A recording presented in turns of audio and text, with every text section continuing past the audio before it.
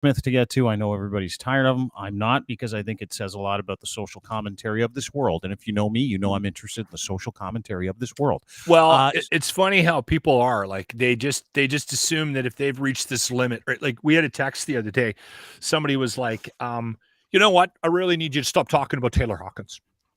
And I went, actually, that's a really good point. We're going to stop talking about the drummer that died at 50 from the largest fucking rock band in the world. I'm so glad that you pointed it out. We're never talking about it again. Then I came back on the air 2 minutes later and did another fucking 10-minute break on it. You should. Yeah. Yeah. I'm wired like that too. It's like when someone says don't do something, I'm like, sure. Then I go and do it 5 times harder. It's like it's something in me. I don't know do what that it to is. me. Don't do that to me. Why do people think that they can dictate how other people live their lives, right? I don't know. It's like me phoning up Scott and going, Scott, I'm going to need you to do this today as far as trading goes. Stop trading today. Yeah. I've had enough of your trading. Or it's like us phoning Bondzee saying, Bondzee, stop looking for coke on the beach. I am walking on the beach in the morning. Right, all right. Bullshit.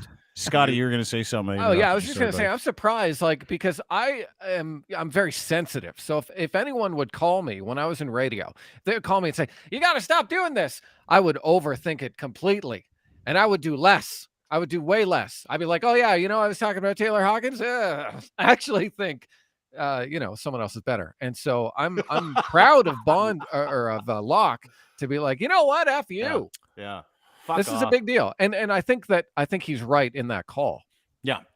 I'm going to can we do a little role playing here? Scott, you're new to the program. Let's do a little light role playing. I would like you to be a caller, and I'll show you how I used to do this. Do I need to dress up in women's clothing at all? No, not yet. Not yet. That, no, you not don't. that kind of role playing? Okay. Not at all. No, it's zero. It's not like one of those role playing. It's just like to prove the point before we move on. Sometimes my wife likes me to wear a tool belt. See how long, like Locke went from, he could have said cop, a construction guy, whatever. He went straight to, do I have to dress up like a girl yet?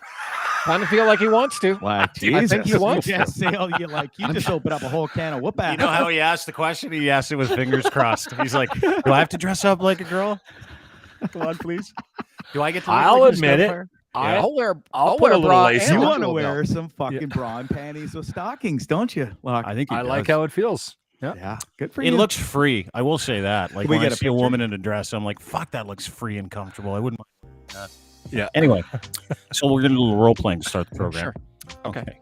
This is how, now listen, radio school, don't need to go. I'll give you your lesson on how to. I love radio tips from Dean. You're welcome. Time for how to be an effective radio host and communicate with the public by yours truly, Dean Blundell. Yeah. Scott, you're going to play the angry caller that just heard me use the word douchebag, and you don't want me to say it anymore. Okay? You're going to be calling me, and I'm going to pick up the phone, and then I'll give you an answer, and I want everybody that's in radio to use this to field complaints from angry callers telling you how to live your life. Take notes, broadcasting students. Bling, bling. Hello, Dean's radio station. I can't believe you said that word on the radio. Don't you know there are kids in the car? Go fuck yourself. Is that the word you were looking for? All done. All done. End of conversation. That's it. That's all you have to do, because those people don't fucking matter. It's okay. Someone says that you have to do a certain thing. That is the only answer I give them. I wrote an article this morning about a woman, this cop, who's like, she's getting arrested and she's being charged because she put out a video, like pro-convoy video. We'll get to her. Her name's Erin. Who gives a shit about her? And I'm like, she's an idiot too. I started getting creamed with complaints from people, including an official complaint that came through to our thing. It's like, someone needs to take Dean off that platform. I'm like, it's mine. And B, go fuck yourself. And I'm just now saying that to people, and it's so effective. Now I'm going to do a little role play with Scotty, where you're playing a program director of a radio station, and I'm a caller that just called in and got told to go fuck myself by the host. This ought to be good. Do it. I don't even think we need to. Here's how it goes. You have to. Bring. Oh, hello. This is Hi, I just radio. phoned your radio station, and Dean Blundell told me to go fuck myself. Oh my goodness! He is off the rails again. Sometimes we He's have no probably on control drugs. over our on-air Hey, talent. I'm do so you- sorry, sir. Do you like the band Led Cheap Zeppelin? Trick. Because we have tickets to go see Led Zeppelin. I would love to give That's you these exactly what happened. Fucking, you know how many fucking complaint callers got tickets to Free Coldplay when tickets, you yeah, were yeah, working at the Edge? Hey, if you drop this, I'll give you free Coldplay tickets. All right, fuck. That's all I wanted anyway. That's all they say. Okay, now let's do another call. Let's do the call where my program director calls me to let me know he's not happy with me because he's been fielding complaints of me telling people to go fuck themselves. Okay, I'll do it. I'll do You're it. the- okay, go ahead. Ring, ring. Oh, fuck. No, this is Yes, pointless. Dean's radio No, station. I already hung up. I'm the program director. I already Okay, you're hung not up. playing. You're not playing. Scott, you're the new program director. Go ahead. Ring, ring. Yes, this is Dean. Dean, Yes. I just got a call Yeah. from a very angry listener in Right. our Big demographic. Right. They sounded between the ages of 18 and 34, and they might have a diary with them. Do you understand? We need this quarter hour. Yeah. Go fuck yourself. That's why the first program director hung up. Because he knew what was happening. In 15 years, I had 5 of those guys in my life, and each one left the same way. I just said, it's time for you to go. How That many was it. phone calls out of the 5 guys in those years did you receive? From program directors? Yeah, like all 5 4,000. together. Oh, dude, I get complaints. Do you not have Google? Like, have you not read about me? Have you, Well, you new here? or Bondzee, I interviewed you, Bondzee. and it was a great interview on my show, actually. But I don't think I ever knew how many times you actually got the phone call going, Dean, Yeah. Oh, I bet you our Did you get the program title director lot? gets a weekly so complaint. disappointed. Yeah, Really? and Scott, you were a program director, right? Like, did you get anxiety when you would get a call from, like, sorry, we busted into the radio shit? Like, nothing like talking about an antiquated industry the second we start That's talking. fascinating.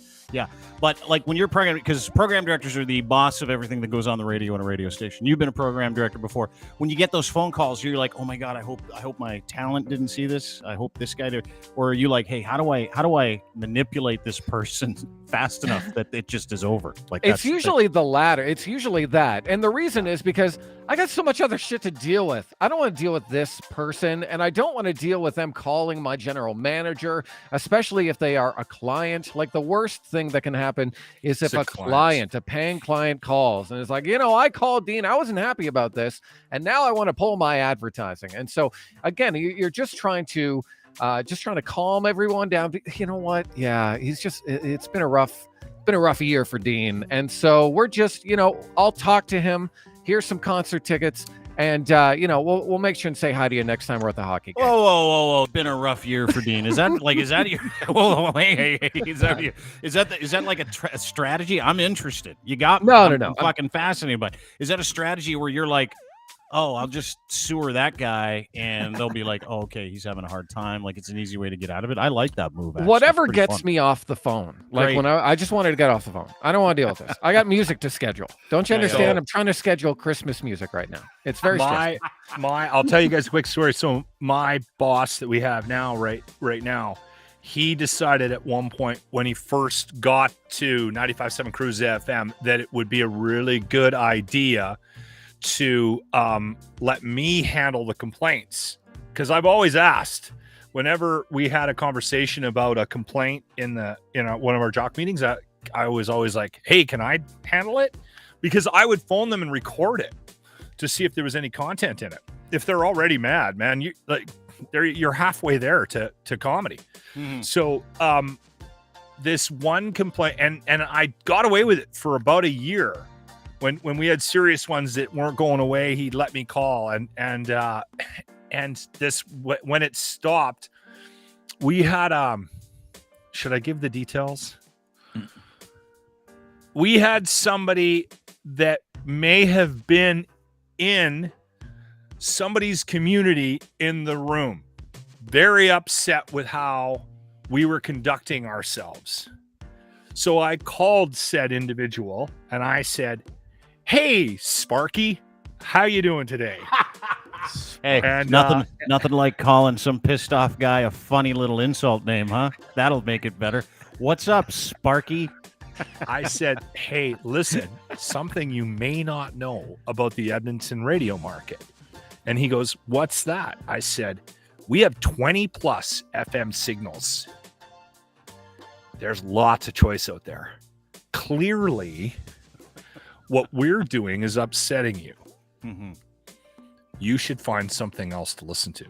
That's radio sacrilege. You're not supposed to do that, dude. And he fucking lost his shit. This is my station. Fucking call this a fucking an apology? He was so mad.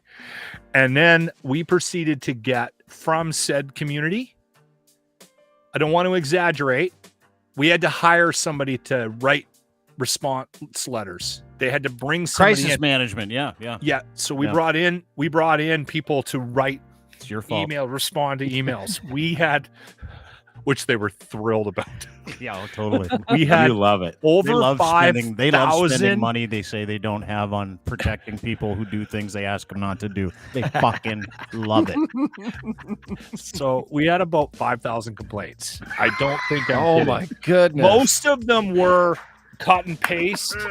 They were like form letters, right? Because people were going on chat rooms and stuff within this community, and we were getting them from said organization of North Korea, of Italy. Like, we were getting them from fucking all Why don't over you the just world. say It what was the organization is and tell people what it is? Because it was the Little Person's Organization of the World. Like everything, because he's got a little person on his show, and they were tossing him around during Dorf. No. This was the Tide Pod thing, where we said we shoved 12 Tide Pods up his bum. I love how Locke whispered it and Dean just said it fully out loud. Well, I don't at care. the I don't same have time. a job like he does. I We can say whatever didn't the put fuck I want. Tide Pods up Jimmy's ass. No, I know, but you made people think Although you did, whenever which we is... travel, he never has carry on and has a full lunch with him. So listen, you do the fucking math. Oh, fuck. Speaking of apologies, I'm a See how I set him up there? That's no, I'm a professional no, but broadcasting right there. This is fucking Segway City, folks. Take Sans lessons. complaints. Yeah.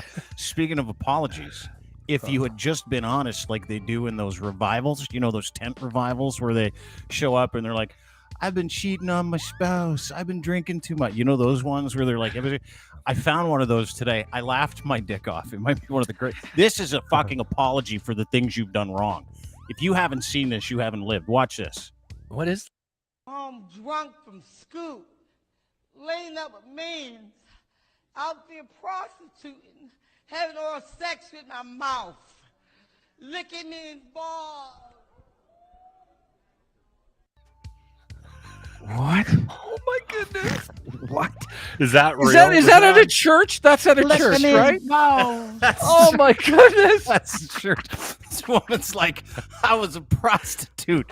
I used to put men's wieners in my mouth and then I'd lick their balls. And I'm like, fuck, little TMI. I know you feel bad about it, but watch this fucking And why are we apologizing, really? Laying up with men, Listen to this. out there prostituting, having oral sex with my mouth, licking me in balls. Licking his balls. Yeah, that's an apology, right? Like, fuck the other apologies. That is an apology. How does God? What do you have to do to get forgiven for that? Is that Suck the some pastor Hail- off, I think. some Hail Marys? I think you got to blow the reverend. You're clean. Anyway, enough of the silliness. It's been 16 solid minutes of bullshit. Really happy everybody's here. Of course, Scott Trade's Hot Wallet, name of the podcast. Now, listen, you just launched this podcast. We're super thankful that you're our partner. We're really happy to partner with you because you and I have been talking about this. We've been friends for a long time. Same industry. You came out of radio. I came out of radio. Locke's still in it. Don't know for how much longer. Bondzee was in it. Like, well, dude, I know you're right here. Sorry, I forgot you were here for a second. But it's fucking perfect. Like, and I said this to Marianne Iveson, who's going to be on the show tomorrow. She's got this beautiful outdoor podcast. It's called Let's Take This Outside. You know Marianne. Yeah, I was chatting with her the other day. She was saying that we should all do a podcast together sometime. Yeah, we will. We're gonna. It'd be fucking great. But her microphone, by the way, is the longest microphone I've ever seen in my life. It's very intimidating. Yeah, it's a boom. It's a boom mic or something. I wouldn't be able to do. I'm gonna be honest. I wouldn't be able to do a show in the same room with her if she was using that mic. I feel terrible about myself. There's no way. Yeah, I couldn't get 2 seconds into that podcast without referencing it. Yeah, we know. You started it, dude. But I was talking to her the other day, and it's the same thing for a whole bunch of us, right? Like, you come out of that traditional space and you're into this digital space. You actually walked away from media. I just went from one thing into another. But you walked away from media. And what I find fascinating, and if you haven't seen Scott's podcast, it's beautiful. He's already got 3 of them. Hot Wallet. Subscribe anywhere you get a chance to subscribe. I'll go do that right now. Yeah, it's an incredible podcast. It's an active investing podcast. It's fun. It's entertaining. You've had a couple of great guests on. But tell me about the intersectionality of your entire career, your education, the first 15, 20 years of your life, and how it is now meeting your passion and your new gig. Like, I mean, fucking perfect. I accidentally right, just typed in Hot Wallet into Pornhub, and some shit came up. Yeah, so it's, you just go to www.hotwallet.ca. Yeah. You can get the videos there, or you just search out Hot Wallet Podcast on YouTube. And so I'm very... There it is right there. Yeah, that's perfect. So give it a follow, give it a review, subscribe, whatever you got to do, like, thumbs up, name your baby after it, whatever. I'm very fortunate to be in this position. So as you know, I work with a great guy. His name is Dan Fitzpatrick at stockmarketmentor.com. And I've been working with hundreds of traders for a few years through his website. And he and I are getting ready to launch a crypto section of the website where we focus on crypto. And so I thought the timing of putting together a podcast that has to do with active investing couldn't have been more perfect. And I'm very grateful to have teamed up with Dean Blundell and the network and Matt Kundle and really the whole team. You guys have been amazing. And before we get into it, Dean, I just want to point out what I think you are doing is pretty legendary in terms of the Canadian media landscape, because you, as you know, and I don't want to bash Radio Lock, but as you know, radio in this country, in Canada specifically, hold it. Radio in Canada has been a tough grind, and I believe that the centralization of radio has ruined the medium, because you lose out on that local flavor in a lot of markets. And the one I'm in, the morning show is from out of town in some of these stations. They're from out of town, and they're not even from towns that are bigger than ours, which doesn't make any sense. And so you lose a lot of that really kind of passionate local talent. And so what you're seeing is a lot of this talent say, okay, I'm out of this now, and now I have to go learn a new skill, or now I have to follow a passion. And that's what Marianne's doing with her outdoor podcast. And so, that's what I did. I was passionate about the stock market and learning about the markets. And like I said, working with Dan Fitzpatrick. And so I was able to turn this passion into a career. And then with, coming on your podcasting, it really kind of sparked a lot of that creativity back in me to create content. And so what I'm trying to do with Hot Wallet is have really engaging conversations with some of the best investors and traders in the world. And so I already have a bunch already. I have one with a guy named Mark Yusko, who is a very forward-thinking kind of investor. And then I have one with my friend named Rick. And then on Thursday or Friday, Greg Foss, who's a Bitcoiner, comes in. And so all of these people trade differently, they invest differently, but all of these people, I think, have something to teach us. And so that's what I'm trying to do with this podcast, is just have these great in-depth conversations and then learn something new. Because even though I've been in the market trading actively for over a decade, I still don't know everything, and I feel like that if someone wants to get involved, that listening to a podcast like this is a great way to just kind of level up in terms of learning about markets and really kind of attaining financial freedom. Because that's what we're all trying to do, right? Like we're all trying to work, we're all trying to get money, we're all trying to attain our dreams. Well, we're all trying to get better. Like we're all trying to learn, we're all trying to get better as individuals, we're all trying to get a little bit smarter. Every day that goes by is a lost opportunity not to get better, and I believe it. Like I never used to believe it. I used to think, fuck, the less I could do and the more I can make, the better my life is going to be. Now I'm like, it's a very different I still opinion. think a lot like that, although I'm trying to improve. I do too, if I'm going to be honest, but like I've got my moments, right? And so when you talk about educating people, when you talk about informing people, when you talk about entertaining people with that education and that information, it's a fucking huge turn on, right? Because we've watched radio go the way the dodo bird, not in Lachlan's case, because he's really fucking good at the job still, but we've watched people go that way because it hasn't been about educating people. It's been about impressing people. It's been about trying to make moves, money moves. It's trying to do something for your fucking brand. What people don't realize, Scott, and which is why I love the idea of you coming on, talking to people about active investing, crypto, helping people kind of navigate, is you're not just exposing them to what you know, you're exposing them to your network. You're exposing them to all your friends and your influencers and people who have different ways and different means and different ideas of investing, because there's no one real way to get rich, right? Like there really isn't. Oh, totally. There's so many different types of investing. You know, there's passive investing, stuff like what you and Locke did with Bitcoin. Hey, someone gave me Bitcoin, and then I'm going to hold this until I make some money, and then I'm going to sell it. And so there's so many different ways to invest, so many different ways to trade. You can get into it as you want to get into it, and you still have opportunity to make money and really kind of change your life. You know, one great trade can change your life. One great investment can change your life, or at least elevate it to a level that you didn't think. And so I want to try and empower people to say, look, you can do this.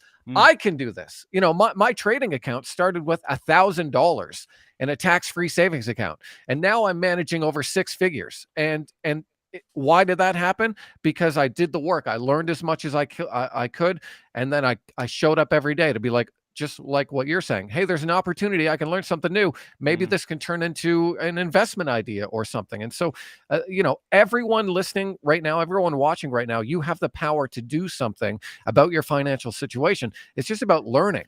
And so that's what I want to do with the podcast. And that's why I'm so excited and so passionate about what I've done so far and what's to come. I just got an approval for an interview with someone who is one of the greatest, in my opinion, one of the best macro investors, you know, kind of using news and that kind of thing to make investment theses, who agreed to be on the podcast for the end of April. And so I feel like we really started strong out of the gate with people like Mark Yusko and Greg Foss and my buddy Rick.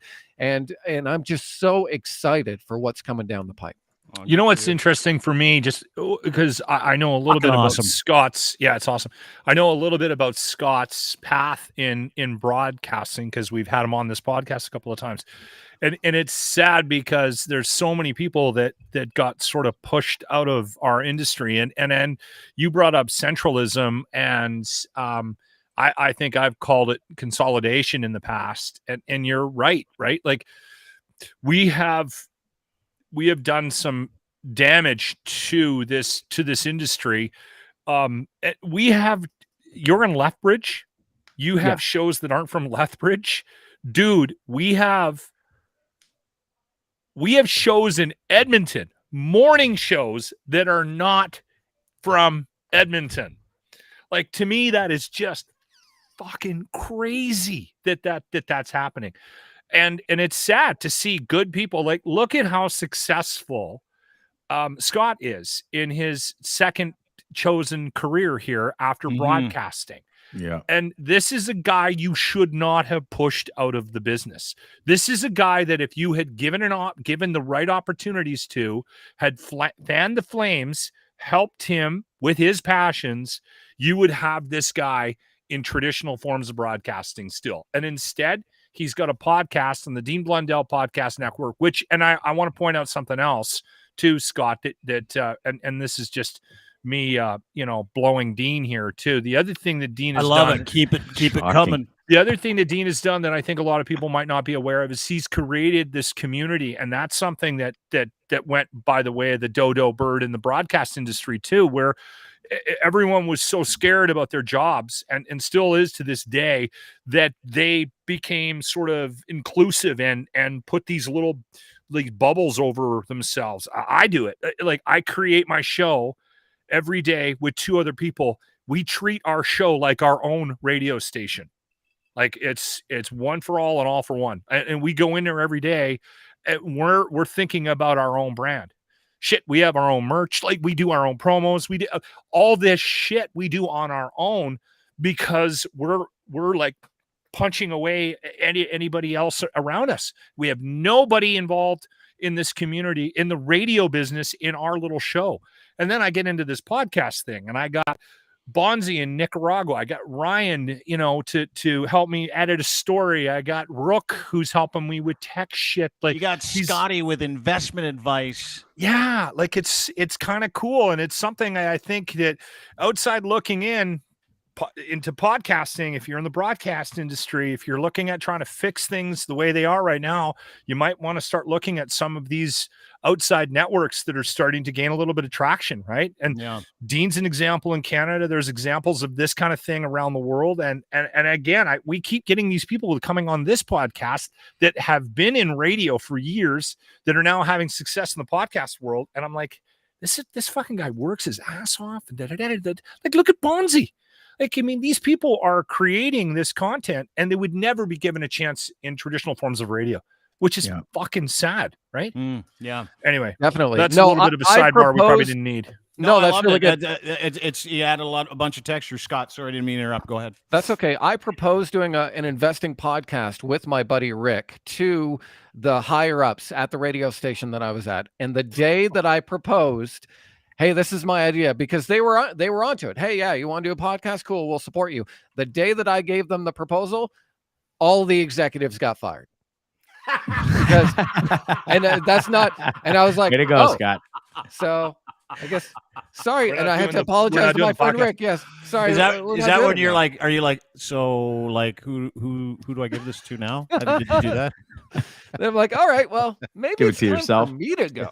Yeah, and that was really like the firing of those people. These people, in my opinion, were really smart, really forward thinking, and I believed in them.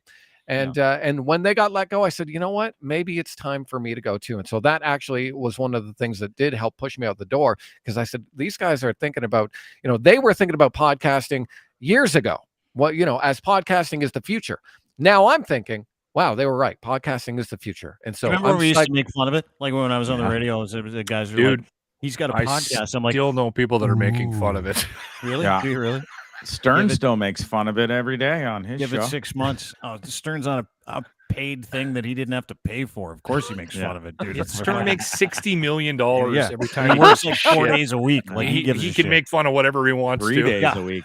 3 days. Sorry, he works 3 days a week. Yeah, he's allowed to say whatever the fuck he wants. Like, sure, great. Outside of that, they can all fuck off, because this is the future, right? Talking about how your Hot Wallet podcast works, whether you're entertaining people, like, again, coming back to that thing, it's the intersectionality of, your time in media, which you thought was a throwaway. A lot of us did. And now it comes in with your passion, which is, what you do for your day job. So let's get to it, because I want to find out more about active investing. I know a lot about it. Locke cashed out his crypto the other day because he could make a couple $100 for. I'm waiting for the dip. I'm waiting for the dip. Okay, and as soon as I cashed out, it fucking doubled. Like, I'm like, what the fuck? I want to play a clip. It did, didn't it? I want to play a clip. This is Greg Foss. You have him on your show. You don't mind if I play this, right? No, go ahead. So this full episode comes out, I think, Thursday or Friday. Okay, here's you and Greg Foss, who, by the way, is an absolute legend and an incredible personality, but I want to get to his temperament in a second. Here we go. Watch this. I think a lot of Bitcoiners, especially in the last couple of months, have been feeling a lot of that emotional kind of... And you own too much. Then you own too much. That's as simple as that. Look, if you are getting sick by the price of the volatility of Bitcoin, the price volatility of Bitcoin, you own too much. Let's say you own 5% of your portfolio in Bitcoin. It's like you forget what the other 95% is in, and you just focus on this 5%. Like, people, put it away. Let's talk in 20 years. If you disciplined investing is not getting shaken out by short-term price moves. And if you do get shaken out, it means you put too much in. You got to figure out what your meter is. And there's guys who are comfortable being 100% exposed. That's not me. That's too big for me. I also need a house to live in, okay? And I include that house as part of my assets. So, but long story short, your emotion will lead you to making the worst trades you've ever made in your life if you listen to your emotion rather than to logic. And if you're trading on emotion, I promise I know how this ends, you end up with nothing, because emotion is the enemy of proper risk management. Yeah, fascinating. I love the clip. He's I know the guy Greg. that gave me $500 worth of Bitcoin. Yeah, me too. And you cashed it in, Locke? Yeah, you did. Yeah, I have. And did you, Dean? You said you cashed yours. Yeah, in at too, Christmas right? time, dude. It covered everybody's fucked. Christmas present. You guys are fucked. Why am I fucked? Tell them, Scott, they're fucked. They should have held on to that $500 and let it sit there, right? Yeah, They tell should us have why bought I'm more. They should have bought more like a month ago. Like I did. When it was did buy down. more. When it was down. I bought did. more. I did buy more. Scott, I'll tell you what I did. I checked it around Christmas after Dean told me that he pulled the pin on it, and went to buy a tree with it. I was fucking nervous. It was like one of those things. It was $2,200 in this account. I didn't have to fucking. Well, I know that Paper hands, Dean. Wait a second. You have paper hands. That's just it. So because he mentioned something in there that was fascinating. He's like, if you're emotional about it, like Locke was when he was plus 394, and he's like, I need to take it out. 375. When I was like, I made 375. I was plus like I don't know, it was like $1,200 or something like that. It was plus $1,200. I'm like, holy fuck, I'm gonna take this out because I don't know, and it's not like it's my money, so I didn't really care. And it was Christmas, and I'm like, fuck it, whatever. I'll just transfer back, and it's super easy to do. Yeah. It's incredible.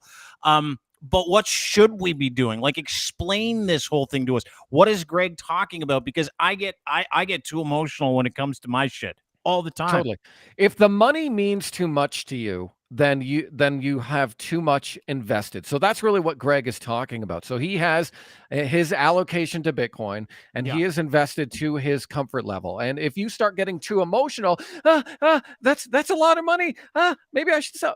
Then the money means too much to you. And so that's where time horizon comes in. And so in that clip, he says, talk to me in 20 years, because Greg has that long-term time horizon. So me as an active investor, what I like to do is, not with everything, but with some aspect of my portfolio, I will trade some of the ebbs and flows where I'm buying at the lows, selling at the top, and then it comes down a bit, and then I'll kind of scale back in. And so that's one way to trade there. But here's why Greg is so bullish on it, because in the podcast with him coming out on Friday, he talks to me about his price target for Bitcoin. And he believes that within the next 5 to 10 years, it could be $2 million per Bitcoin. Jesus. And as it stands right now, it's $47,000. Now, for an example of that won't happen. In the 90s, Berkshire Hathaway stock, which is the company that Warren Buffett has, was $8,000 a share. Now, some may look at that and say, wow, $8,000 a share? For one share, $8,000? I don't think so. Berkshire Hathaway stock now is $500,000 a share. Wow. So that's the kind of exponentiality that some investments can have. And with crypto potentially being a new asset class, and Kevin O'Leary was on TV the other day saying that he believes that crypto is going to be added to the S&P 500. And if it does, a wall of money is going to come at you in terms of how much, how many institutions are going to get involved, because some institutions have a rule where they have to own the S&P 500, or they have to own anything within the S&P 500. So if a sector of crypto gets into the S&P 500, then all of these major institutions have to own it. And so what Greg is looking at with the $2 million is, and I don't want to get too deep in it because he does within the podcast, but, if you think of everything in the world, everything of value in the world, stocks, bonds, commodities, derivatives, etc., that's around $700 trillion. 700 trillion. And so if Bitcoin takes only about 5% of that, then that's how you get the valuation.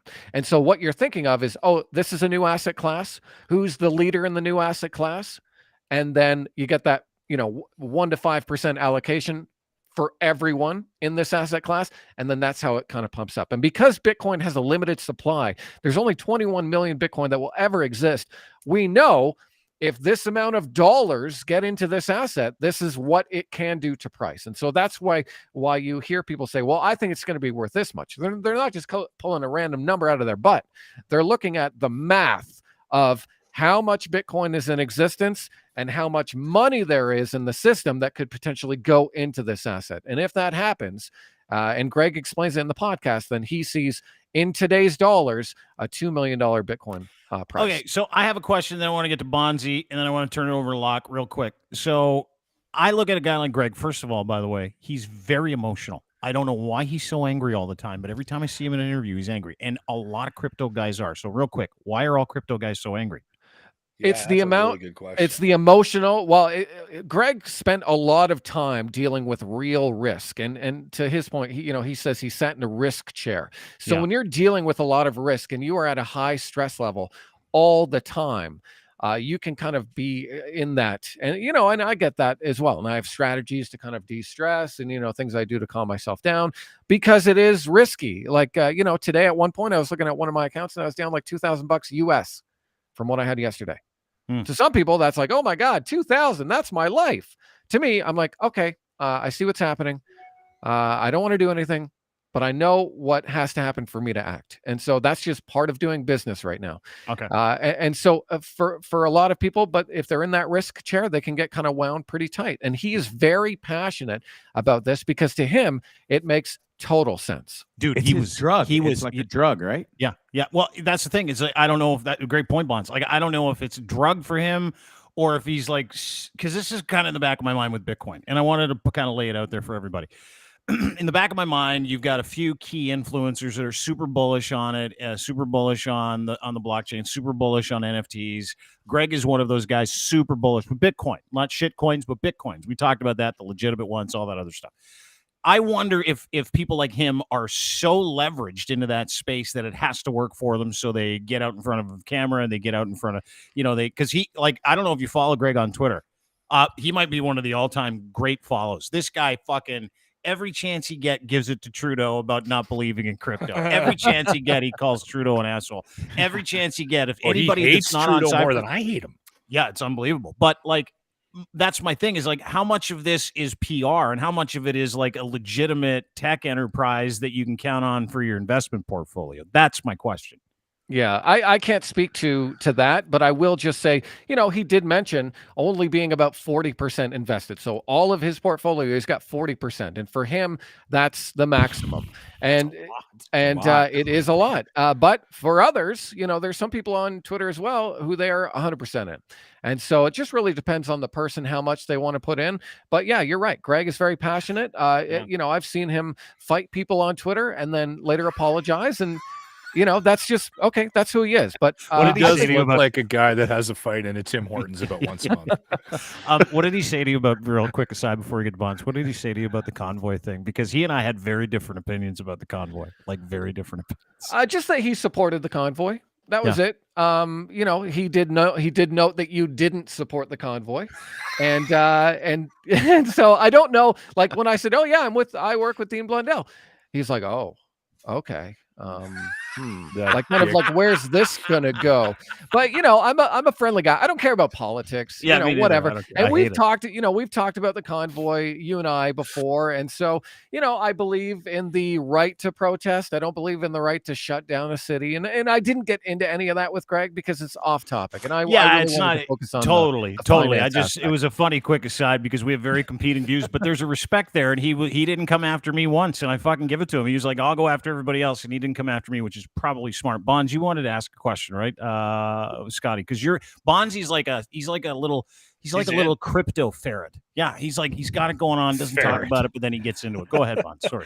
Well, yeah, I've been dabbling in it for a couple of years now, and I'm only invested like literally 1% of my portfolio. It's not a whole lot, like maybe a couple of grand, and here's where I'm at. I've read a lot about cryptocurrency because of my job, and I've been invested in it, not heavily, but my question is, I'm into it now. So I'm a bit into Bitcoin for sure because of the gift that we were gifted, and I've held on to mine. It has its highs, it has its lows. I'm willing to ride that out. What I want to know and what I get into a little bit is I have some smaller coins like Doge and some of the other ones that if I have enough, if they just even hit $1, which I believe is possible in the next couple of years, and I want your opinion on it, I could be fucking set for life. And how much is that really a possibility, and where are we at with these smaller coins that could potentially skyrocket? Right. Yeah. So I mean, there is some definite upside potential on some of these smaller coins. You just got to keep in mind that a lot of them are highly speculative, and some of them are very centralized. And Dean, I know you want to talk about that hack here shortly, but I wouldn't bet against Dogecoin because it has a huge community. Like Elon Musk is big on Doge, and currently Tesla, you can pay for accessories like belt buckles and stuff with Doge on their website. And so I wouldn't bet against the community. I don't know about the future value, and any guess would just be me doing that, just guessing. Speculating. And so what I recommend to people is just do the research on it. Find the pros, find the cons, write it out. And it may sound cheeseball, say, okay, what's the pros of Dogecoin? Well, it has a large supply. Oh, but it has a good community. And so, some of these small ones could turn into big aspects of your portfolio. But for me, the way I think of it is it's safer. I'm very risk averse, and that may not make sense for anyone who says, well, you trade crypto, how are you risk averse? And so what I do is I research the tokens that I'm into and just see if their use case makes sense. And so what does that mean? What does use case mean? It's like it's use reason guys. for being. It's like It's use reason guys, for being. but it's use case. Well, and he makes a good point. No, it's Like not. at least Doge is out there. Elon Musk backs it. He lets you pay for Tesla things and et cetera, where he doesn't. He used to with Bitcoin, but doesn't now. So Doge will always have that following where I think it really is going to take off. One more question, if I may, real quick, Sure. is staking. It seems to be if you've got crypto now and you've got some bank in this coin, and Bitcoin included, you can let other people borrow your Bitcoin and coins and make money off of that, some passive income, if you will. How risky is that, and what's your take on it? So there is always third-party risk, and that's why some of this, I believe, some of this hacking happened recently. And so, staking is a great way to generate passive income. I got a bunch that's staked right now. I stake some Algorand, I stake some Polygon Matic, and every day I'm getting passive income. And so the price of the token will do this, but then every day, I'm getting money coming in. And so it is a great opportunity for people to just kind of play with finance a little bit. And even if it's, a couple $100, it's a great opportunity for you to just learn more about it. So staking is a great way to get passive income. You really have to pick the right protocol and pick the right platform, and then just be really careful. Again, it's about trust. And so there aren't a lot of options here in Canada. In the US, they have places like Celsius, or they have an exchange. Actually, I think you can use Gemini in Canada, where you can get a certain percentage back in Bitcoin, for example. So I'm staking some Bitcoin right now, and let's say it's 1 Bitcoin, and so I will get like $1 a day by staking it. And then again, okay, in 300 days, I've made $300 worth of Bitcoin by not doing anything. I've got friends that are making hundreds of dollars a day without doing anything. They're lying. No, and we're talking $3,000 to $4,000 investment, and they're making $100 to $200 to $300 a day, depending on how much you put in. Just staking other coins. Yeah. Just staking other coins and letting Makes other no sense people to me. play with their crypto. At least you said it. Sure, I'm you're not going to too have sure your what we're high talking days and about low either. days, like you said, but that is definitely a possibility, Scott, right? Okay, so we need to stop for a second. Trust 'cause Locke- Bondzee to bring up Locke- something no one has a fucking clue about. Well, I know, but Oh, that's the thing. I give people Bondzee are full making credit. Big money. Yeah, I give Bondzee credit. He brought up something you and I knew nothing about. That has never happened on this show. That has never happened once. We're like, oh my god, Bonzee's staking. What is I'm staking? not real going to quick? be that arrogant. Stuff gets brought up all the time. Pretty much every podcast. I have no idea. What is staking, real quick? And Locke's got a question, real quick. Okay, so staking, essentially, you are locking up tokens. I'm giving you these tokens. It's going to be for a set amount of time, and within that time, I'm going to get a percentage return back. And some of these percentages can be in the hundreds or thousands of percents that you end up getting back. So that's what Bondzee's talking about in terms of, people using a couple thousand and getting hundreds back a day. The only downside, again, is risk. And there has been even celebrities like Mark Cuban get rug pulled on some of these protocols because everyone's What do you getting mean rug pulled? Like he lost his staking investment? He lost everything in this one protocol. Yeah, because that person can fuck off with your money, right? The guy that's running. And so you really got to know who you're going to trust. And so I typically will only trust a major exchange, like Binance or something like that, or Gemini. I'll trust the major exchanges, but I will not put a large portion of my investment into some random protocol and hope it works out. So I will ask a question that more people will understand. So ShakePay, I'm on ShakePay. Yep. Can't see. That's a wallet,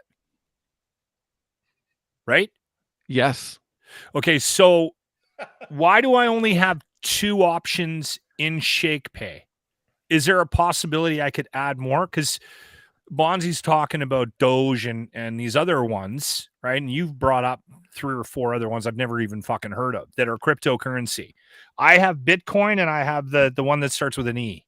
Ethereum. Yeah. So those 2 are the only ones I can buy according to the wallet that I'm in. Is that because it's ShakePay limits you to those 2, or could I add one into my wallet? Yeah, so with ShakePay, they only deal in Bitcoin and Ethereum. And why is that? Because those are the most trusted, most quote-unquote reliable cryptos right now. And so what you'd have to do is then just sign up for another exchange. And so exchanges, like I have probably maybe 15 different apps, crypto apps on my phone, and they all kind of have different ones. And not everyone has the same as the other one. And so sometimes I got to go over here to buy something. Sometimes I got to go over there to buy something. And so that's quite common to have multiple wallets, multiple exchanges. And it's also safe, in my opinion, to have your money in more in different places. So I don't have everything all in one, because that way spread it around. Exactly. I can't get passwords, different encryptions. Next question. So let's say I'm comfortable just being on ShakePay, just buying the 2 that are there, right? Yeah. And I legitimately, and this is going to sound funny because I haven't got hardly any money in there, but I thought I would sell when it looked like it was peaking, and then I was waiting for another dip. And because I heard you say last time you were on, buy the dip. Locke, you have my DM. You can just say, "Hey Scott, is it peaking now? Should I sell?" Okay, bro, I'm right here. I did tell you to buy the dip last time. So I'm looking for the next dip because I'm sitting. All my money is just sitting in cash right now. Okay. So good. I'm waiting for the dip, and and then how often? Like, is there days to pay more attention?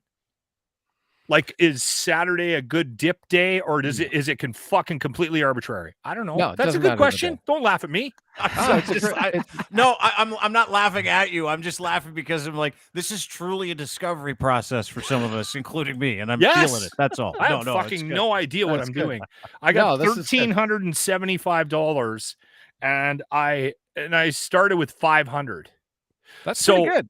That's not to me. That's impressive. And I was like, well, listen, maybe I'll make another couple $100. I'll buy and sell and move it around a little bit. Look at your buddy Stoney just put a comment. He goes, he's a banker. He's a criminal. He's a criminal banker. He works for like some major institution. That 1,300, some serious bridge. Wait a second. Hang on. I'm not done doing comments. Hang on. I'm talking. Okay, now hold on. Then Stoney says, so Locke's head will explode on the Bitcoin discussion. And then he's like, I just want to see Lachlan's face. Okay, so here's another question. Okay, let me answer your first. Sorry, repeat your first question really quick, and then we'll get to the second one. So that you answered it. Is there a specific day? Yeah. No.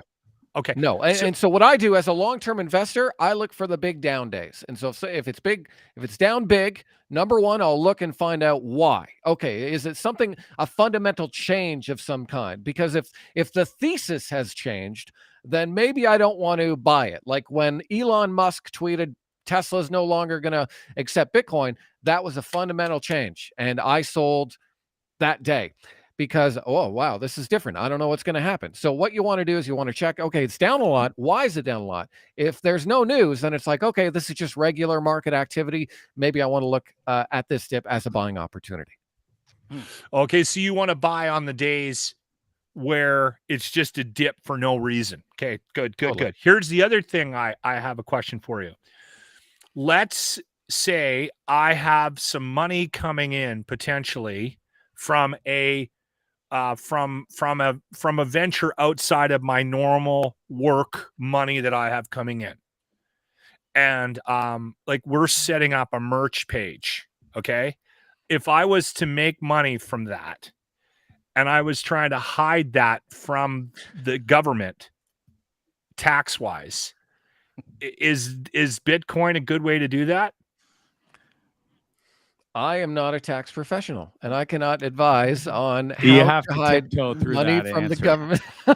Because you basically fucking, that's money laundering, Locke, what you just brought Yeah, up. it Just actually sounds like you That's might not get money arrested laundering. here criminal shortly. it is. So That's a legitimate question. No, it my is, money it is. from the government through Bitcoin. It's a legitimate question if you're a fucking international criminal. Yeah, it's great. I'm talking I love about how very again, little money. Bondzee No one's is- worried about me. There's no Bonzee's government leading coming the after me. pack. Yeah, they'll come after you, all right, because you just said it live. Bonzee's leading the pack. He's like, I believe they call that money laundering, Lachlan. Yeah, I'm like, yeah, totally. Yikes. I have I'm no excited comment today about to be a that, little Locke, smarter on this public subject than podcast. you two numpties for the first time ever. Kind of fucking feel pretty good about myself. yeah, you do. You Right. know way more So about it this than we do, does right? work. Yeah. Okay, And, so actually, Dean, Ryan has It a is great question possible, here, Locke. really quick. Ryan's got a great question. What happens when G7 economies get together and put regulations in place? This is a great question. What will happen is regulatory clarity. We want regulatory clarity because a major investment house is not going to put money to work if they don't know what the rules are. And so regulation is good for Bitcoin. People should be excited about regulation because it brings the clarity, and then institutions know the rules and then they can act within that framework. What about some of the money that's already there? Is that going to hold legitimate institutions from Bitcoin? Like if Bitcoin is a way for Russian oligarchs to hide their money internationally or whatever, is that going to keep legitimate business away from crypto? I don't think so. I haven't seen any real evidence that Russian oligarchs are doing that. I have heard that kind of, chatter around the internet, but I haven't seen any fact like we caught him and now we're going to do something about it. And so I don't know that that is something that is happening. It's a lot harder to get caught in Bitcoin and stuff than it is regular money laundering. These motherfuckers are 100% hiding their money in cryptocurrency because it is sort of not fully regulated yet. And yes, they 100% are. I'm going to start selling my t-shirt money is going into the fucking crypto. I'm telling you. Gosh.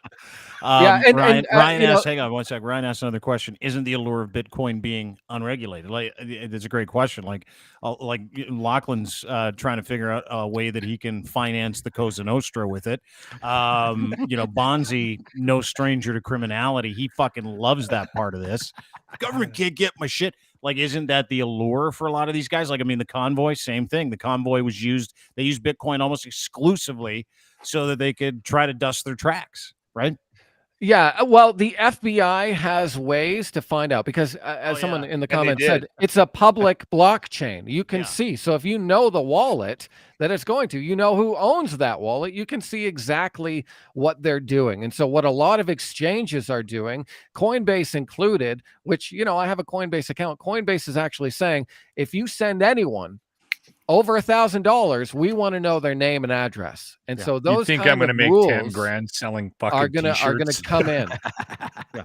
Yeah, someone just DeVito win. His comment is great. He says, "Hey, just keep it under 10 grand, Lock." I'm sorry, Scott. I had to comment was- on that. Oh, Sorry to that's interrupt. okay. you. No, no worries at all. And so, yeah, there are more regulations coming in, but this is one of the reasons, again, for decentralization and self-custody. You shouldn't have everything just on an exchange. You shouldn't have everything just hanging out in a wallet. You should take it off the exchange. And so that way, no one can come and get it. And that's how, some people have been able to get out of Ukraine. I saw this one picture of someone getting arrested or kind of taken as they had like big bags of money, and they're carrying big bags of money across the border of Poland. Well, if you had Bitcoin, all you would need is your Bitcoin seed phrase in your head and a little USB stick, and no one can stop you from having, that money and taking it with you.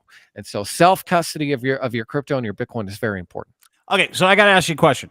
Scott Trade at Scott Trade. Scotty Mak is here, the host of the Hot Wallet podcast, which you can get anywhere you get your podcast, including at deanblundell.com. He's an active investor. It's an active investing podcast. We're talking about crypto if you're just joining us. One of the things that bothered me was this thing I read this morning about crypto. And it was like, we're going to have Scott on. I got to ask him about this today. One of the largest, this is from Bloomberg, fairly reputable news agency, in one of the largest crypto industry attacks ever. This is this morning. Hackers stole nearly 600 million from the Ronin bridge that connects different blockchains. Now, as we were going through that, I was like, what the fuck does that mean? Like, what is a bridge?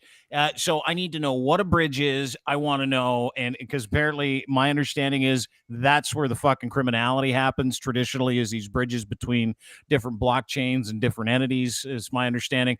But that'll scare the shit out of someone who's thinking, I might put $5,000 into Bitcoin today, won't it? Yeah. So, I mean, this again is a huge argument for Bitcoin and for decentralization. So the reason that this happened is because these blockchains were very centralized. They had like 5 or 6 different nodes, and the 5 or 6 nodes had everything. And so what bridges are, and you kind of touched on it, is they connect blockchains. So if I have Axie Infinity over here and I have Ethereum over here, well, they all come together here, and this is where they kind of switch from one to the other. Well, that Ethereum or that Axie has to stay somewhere. And so it was staying on 5 or 6 computers, and all they had to do was get a handful of these to agree to take that money out. And the scary thing is that nobody noticed for days later. And so again, this is why decentralization is really important, because if you click on that Bloomberg article, you'll see all of these different blockchains that were hacked. And the one commonality is that they're all centralized, meaning one or two or a hand people. Bitcoin, no. There was a hack at Mt. Gox, which was, again, a centralized exchange, and someone hacked the exchange and took the Bitcoin. But in terms of, in terms of decentralization, that's the allure of Bitcoin. It is the largest decentralized monetary network in the world. I run a node here behind me. I don't know if I can bring it out here. It's going to be hard to show you. This keyboard is actually a computer. There's a little computer inside called a Raspberry Pi, and in that is a Bitcoin node. And so one of these nodes, all it does is just verify the blockchain. And so there's thousands and, maybe even 1 million nodes around the world, all verifying the blockchain. And so that's the great thing about Bitcoin, is every transaction is public and it just gets verified through the blockchain. That's how you know what everyone owns. And so this hack happened because of centralization, not decentralization. And I'm so sorry, Locke, we lost you about 10 minutes ago. But Locke, if you listen to the Hot Wallet podcast, you'll learn everything you need to know. Yeah. Do you If you're have gonna your be own in this wallet? space, if you're going to be your in own this wallet? space, you need to educate yourself, and you got to listen to Scotty. So you got to listen to his podcast. It's fucking really good. Listen, I have Totally. been getting by with very little knowledge of most things I'm involved in, including broadcasting. So I'll be fine. Thanks for the advice, though, Dean. Okay, sorry, buddy. Yeah, so I have multiple wallets, Locke. I got money all over the place. Do you own one? Do you run one? Do you run your own wallet? Like, could you start like one called Hot Wallet, like ShakePay has one? No, like that would be an exchange. No, I don't own that. I just have a Bitcoin node that verifies transactions. Bonds, you wanted to ask something? You wanted to say something? No, I was just MetaMask. If Locke was looking to get into more different coins and stuff, that would be a good place for him to go. Yeah, Scott? Oh man, if he's having trouble right now, I'm gonna say MetaMask is a hard no because I'm gonna there's stick with ShakePay. it's so much deeper because then he's gonna have to go to a swap exchange Ethereum for something else, and I wouldn't want to go down that road with him. He needs easy is ShakePay, where you can just email yourself a couple $100, buy the Bitcoin, don't think about it. Yeah. But then you're only keeping your money, like he's only keeping his money in two things, Ethereum and Bitcoin. But where I got MetaMask and I've got Doge and I've got a few other of these smaller Bitcoins. Stop bragging. Sorry, I think we've established though, Bondzee, you are much smarter. Yeah, than our fucking friend bragger. Lachlan Cross. I'm not bragging. I'm just trying to educate and say, Locke, You're if making you want to both get of us into feel more bad. of the You're other making both smaller of us feel like coins. idiots right now. Bragger. Well, it's about time I got to do that, for fuck's sakes. Feels kind of good today. Attaboy. But yeah, so that's Bitcoin's decentralization is such an asset.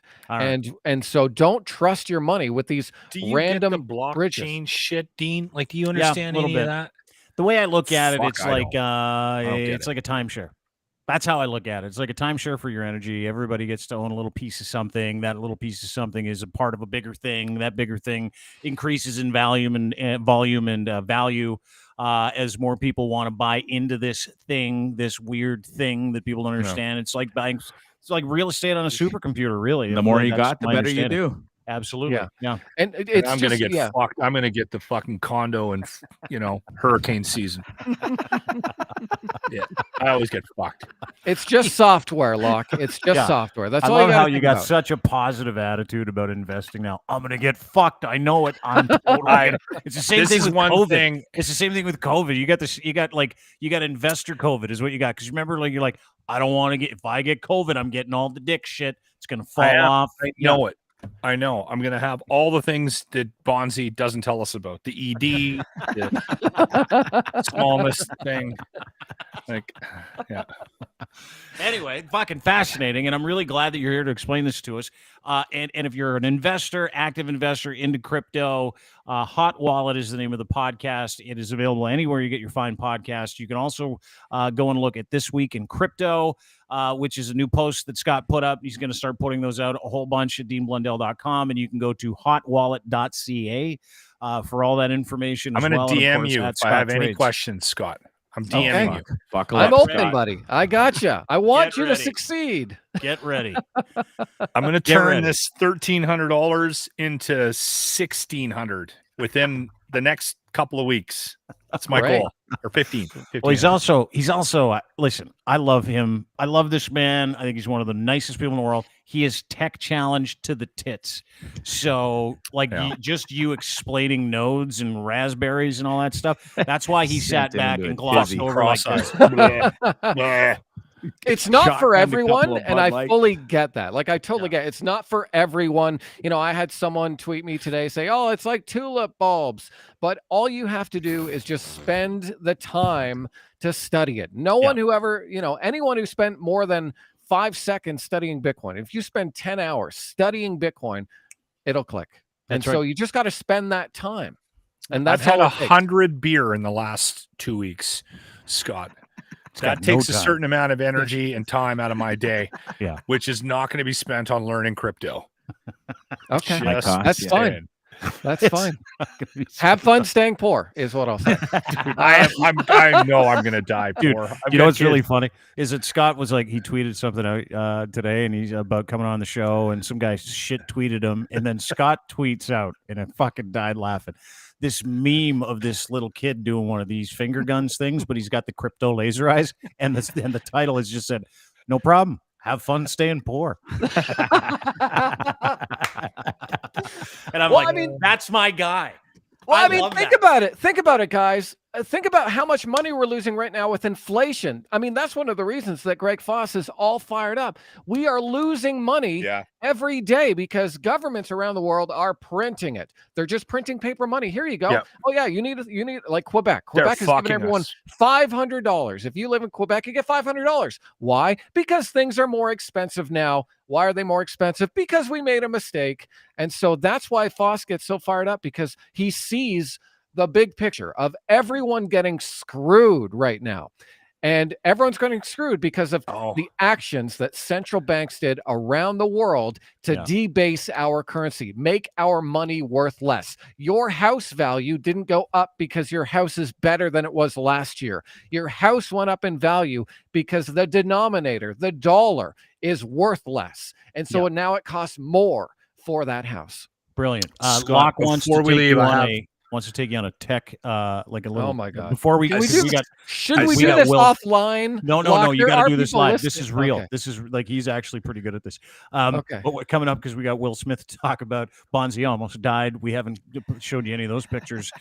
So anyway, but show him, Locke. Show him that you're tuned in to the tech. I set this up myself. It's called back tap. Oh, look at that. Wow, buddy. Amazing. Really Oh proud my of you. God. I would clap iPhone. if I can had send two you a hands link right now, but It'll explain how to do that. You know what, Bondzee? I was wrong. He's ready for MetaMask. think so. Yeah, fuck. Look at him go. Well, listen. I thanks for doing that. Thanks for explaining that. I'd like to know if Will Smith has any crypto. Oh. Yeah. Oh, Look at that sourpuss face. Look at this guy's face. He's Have you guys laughing. been- She ain't. I've been trying to get away from this story. Like I've been trying to get away from Will Smith, Jada Pinkett Smith. Did she make him do it? Did he decide to do it? Is he going to be stripped of his Oscar? Will he be allowed back at the Oscars? Who's this super hot babe behind Jada Smith? Like, I mean, I've got a lot of questions. But more importantly, I don't know about you guys. I have never seen a celebrity story that, generally speaking, would be this innocuous. Like if that happened in a back alley somewhere, we'd be like, oh yeah, whatever, they got in a fight. Have you ever seen anything like this? The wondering if a guy of his stature will ever act again, wondering if he's going to get charged, wondering why so many people want to keep fucking talking about this. Like I've never experienced anything like this in content before. Bonds, go ahead. It hasn't I think Andy Kaufman might be a great example of somebody who's done something like this to garner attention and set something up to make it look so real and feel so real. Holy shit, you're one of the fixed guys? I am almost I don't know No for way. sure. It's a speculation. We can choose our sides, teach their own, but I feel, in my opinion, this is set up, and No way. and there's things that, To what end? listen, the way Chris Rock didn't even defend himself. If somebody's parading up to you fucking kind of hot under the collar, wouldn't you kind of take a different stance? He never changed his stance. Will Smith was laughing at the fucking joke, and then all of a sudden he's parading up on stage and slaps him, goes, sits back down, berates him. Listen, the fucking Oscars have had depleting. It's uncanny. Their ratings have plummeted in the past 10 years. This is it's still being talked about. It's not going anywhere. There's so many different ties to this. Yeah, That was real. Jada There's no way that Smith was is set up. parading Okay, around so hold with $40,000 worth of shit on her, jewels on her head, and Yeah. now all of a sudden she's upset about a little joke, and Will Smith's laughing, and then he goes up and slaps him, and Chris Rock stands there. Come on, man. Go, It Dean. just stinks. Yeah, I want to play a couple things. So let's just relive the moment because it was so fucking awesome. This is like one of those things that makes me uncomfortable watching it every time I watch it because I believe, like Lachlan and like 95% of the world, this was fucking real. It's real. It might not have been, but I've got a couple things to play for you because I want Totally you to real. have a look at these because this is fucking serious. But this is the actual event. To your point, he's laughing. I want you to pay attention to the look from Jada, and then I want you to watch how the rest of the whole fucking thing plays out, including Chris Rock at the end of it, who like magically made it through the whole thing. Like literally be at a loss for words at the end of the whole thing. And then we'll kind of fucking assess his apology because his apology came out. And then we've got a couple other tidbits, including maybe even giving you some leniency and proving that it might have been a setup. But so anyway, it's fucking fascinating. Watch this. Jada, I love you. G.I. Jane 2, can't wait to see it. All right?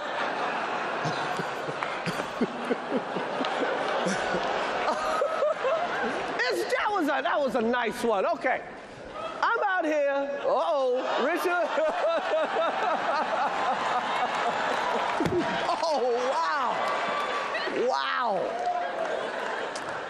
Will Smith just smacked the shit out of me. Keep my wife's name out your fucking mouth. Wow, dude. Yes. It was a G.I. Jane jump. Keep my wife's name out your fucking mouth. I'm going to, okay? Okay. That was a greatest night in the history of television. Okay. Okay. So we are here to give a documentary out, to give an Oscar out. No, That was real. I can tell you 100% fucking- why this happened. I know exactly why this happened. All right. Did you guys see Will Smith and Jada around the red table where they talked about their relationship? Are you Because referring to the red table where Jada brought her husband in to completely emasculate him and talk about the year she spent banging his friend?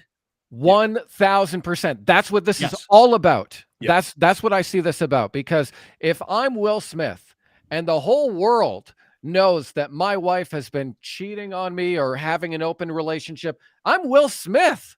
Are you kidding me? I need to show my manhood. And so he laughed at the joke Nailed like it. everyone We need a did, fucking looked bell. over and said, she is not happy. I need to tell everyone how big of a man I am. I need to prove to her how big of a man I am. And I'm going to take this. I'm going to do something crazy. And so I 100% think this is all about his ego and not, I mean, don't get me wrong. If she really has, if she has alopecia 100%. and Chris Rock didn't know that, okay, well, maybe he didn't know that. But that's what I think it's about. Yeah, David Spade said something fascinating yesterday because someone's like, you should never make fun of someone with alopecia in an audience. And and David Spade's like, sorry, I don't think Chris Rock had medical charts for everybody in the fucking audience the other day.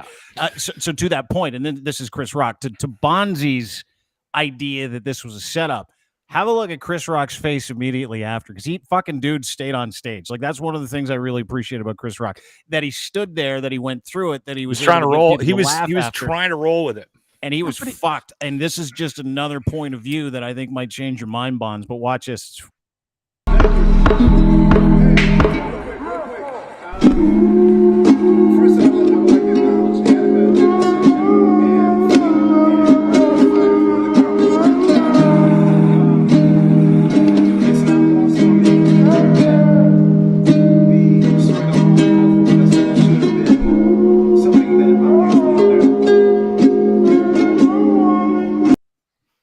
Yeah, Chris Rock's got a brand new tour coming up. Will Smith just won Actor of the Year award for his role. It just fucking reeks to me. It just reeks to me. How far do you have to go for fucking conspiracy theories? Will Bonds? is laughing his ass off at this joke. Chris keeps Yes, going with and it. it changed, dude. And everything changed when she gave him this look. She's like, "You gonna let him talk about me like that? You gonna let him talk about me like that?" Look But at it how was fucking. he wasn't talking about it. It was a fucking. It wasn't even a funny we know joke. that. It was simple. We know that. She's so fucking soft. It's incredible. And to that point, here's another video from 2 weeks ago when Jada was like, I got to tell you, I don't give two shits about what anybody says about this sweet haircut of mine. And I love having a bald head. Apparently, she's a fucking liar. Watch this. So I had to learn to get the courage to just go, nah, I'm not doing that. Which is why I feel the freedom today. I don't give two craps what people feel about this bald head of mine, because guess what? I love it. Well, if she loves it, what Why'd you the get fuck was this that? look for? Because it was a fucking setup. No way. It was a setup. No, I'm telling there's you. no way You're it was a so setup. wrong, Bondzee. Dude. So to your point, look at this. I think she broke him. Like I'm with everybody on this panel except for Bonds. Jada broke Will Smith. Look at that fucking face. Look at all these people. Look at the fucking fact that he is like fucking lost, and everybody in that crowd, 57 million people. He committed assault on fucking television with 57 million witnesses and felt bad enough about it to put out this, which is fucking just unbelievable to me. Will Smith's Instagram post the day after: violence in all of its forms is poisonous and destructive. My behavior at last night's was written Academy by a lawyer. Awards, oh, for sure, was unacceptable and inexcusable. Jokes at my expense are part of the job, but a joke about Jada's medical condition was too much for me to bear. I reacted emotionally. I would like to publicly apologize to you, Chris. I was out of line and I was wrong. I embarrassed, and my actions were not indicative of the man I want to be. There is no place for violence in a world of love and kindness. Signed, Will Smith. Fascinating, because he took offense to the fact that someone made fun of a medical condition of someone that he loved. Let's go back a few years to the fucking Arsenio Hall show. Let me play you this clip where Will Smith made fun of a guy with alopecia. Here, watch this. World, man, you can't do that in this world, man. Arsenio, they got rules. They got rules. Like, he has a rule. The bass player, he got a rule. He got to wax his head every morning. That's a rule. He follows the rules, man. He follows the rules. Oh, these are jokes. Come on. Oh, they're jokes. Now they're jokes. Funny. But where it gets fucking interesting to me is the Scientology angle. Are you guys following any of this shit? Am I the only one on the Fascinating. planet that didn't know that Will and Jada Smith were into Scientology? I had no idea. They kept it pretty fucking quiet. Did you know, Scotty? Did you I know had that no they're- idea. No, first time I'm Okay, hearing I of feel it now. better because there's- because people keep going, oh yeah, no, it's common. No, I'm like, what? Really? No, I no, had it's no idea. I kind of knew, but I just kind of passed out because Scientologists generally now, because it's like a They're cult pretty quiet full about of it. crazy fucks, they don't like go, hey, guess what? I'm embracing Scientology, because everybody's like, oh, that means you're a fucking crazy cult member with the brain of a fucking squirrel, which Will Smith is. So let me just kind of play this because this is fucking fascinating. See, I don't know. I'm not on the shit all over Will Smith thing, because like I started judging. I always liked Will Smith and I kind of felt bad for him, Dean, because I never thought he achieved what he wanted to in this industry. And I thought he was, and I felt like he was going after more respect. And I kind of felt a little bit I was on Team Will with respect to that. Right. I think we all were right up until Sunday. He makes great movies. He makes entertaining movies, and sure, he's a Hollywood actor, and he makes millions and millions of dollars, and he doesn't need our sympathy. But I think he kind of wanted to be a little bit like Denzel Washington, right? Yeah, I think he wanted a little bit of that touch of that, and he wasn't getting it. And I thought he was handling it fairly well, right? By not saying no to the Independence Days and these big blockbusters, but then yet trying his hand at the King Richards and the Pursuit of Happiness, which is one of the he should have won a best fucking movies. Oscar. Absolutely, completely agree with you. And they completely ignored him, and I always sort of felt for him. And then his kids started coming out and doing things, and then I started to judge him and his wife because his kids are fucking weird through their kids. Yeah. That Jada Smith taking the vegan food truck down to feed the homeless. I'm just like, what are you doing? They want a burger. They were eating out of a garbage can, and then you take them vegan. What's wrong with you? I don't know. Asshole. Scotty, you're going to say something? I was going to say, I really agree with Jim Carrey, because Jim Carrey was on TV and really talking about how this moment kind of ruined everything, not just for the audience and Chris Rock, but really for Will's moment. You know, Locke, you talk about Will Smith's talent. I mean, he is certainly one of the most talented actors. He's a rapper. You know, I still like his rap songs. Getting Jiggy With It, it's still a great song. And you know, you've seen all the movies that he's done. I've always loved him.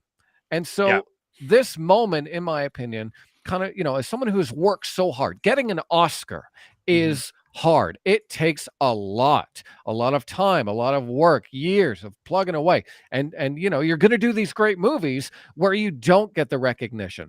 Yeah. And so I was just reading the guy. I'm not into good hip hop, but I do like Jay-Z and Will Smith.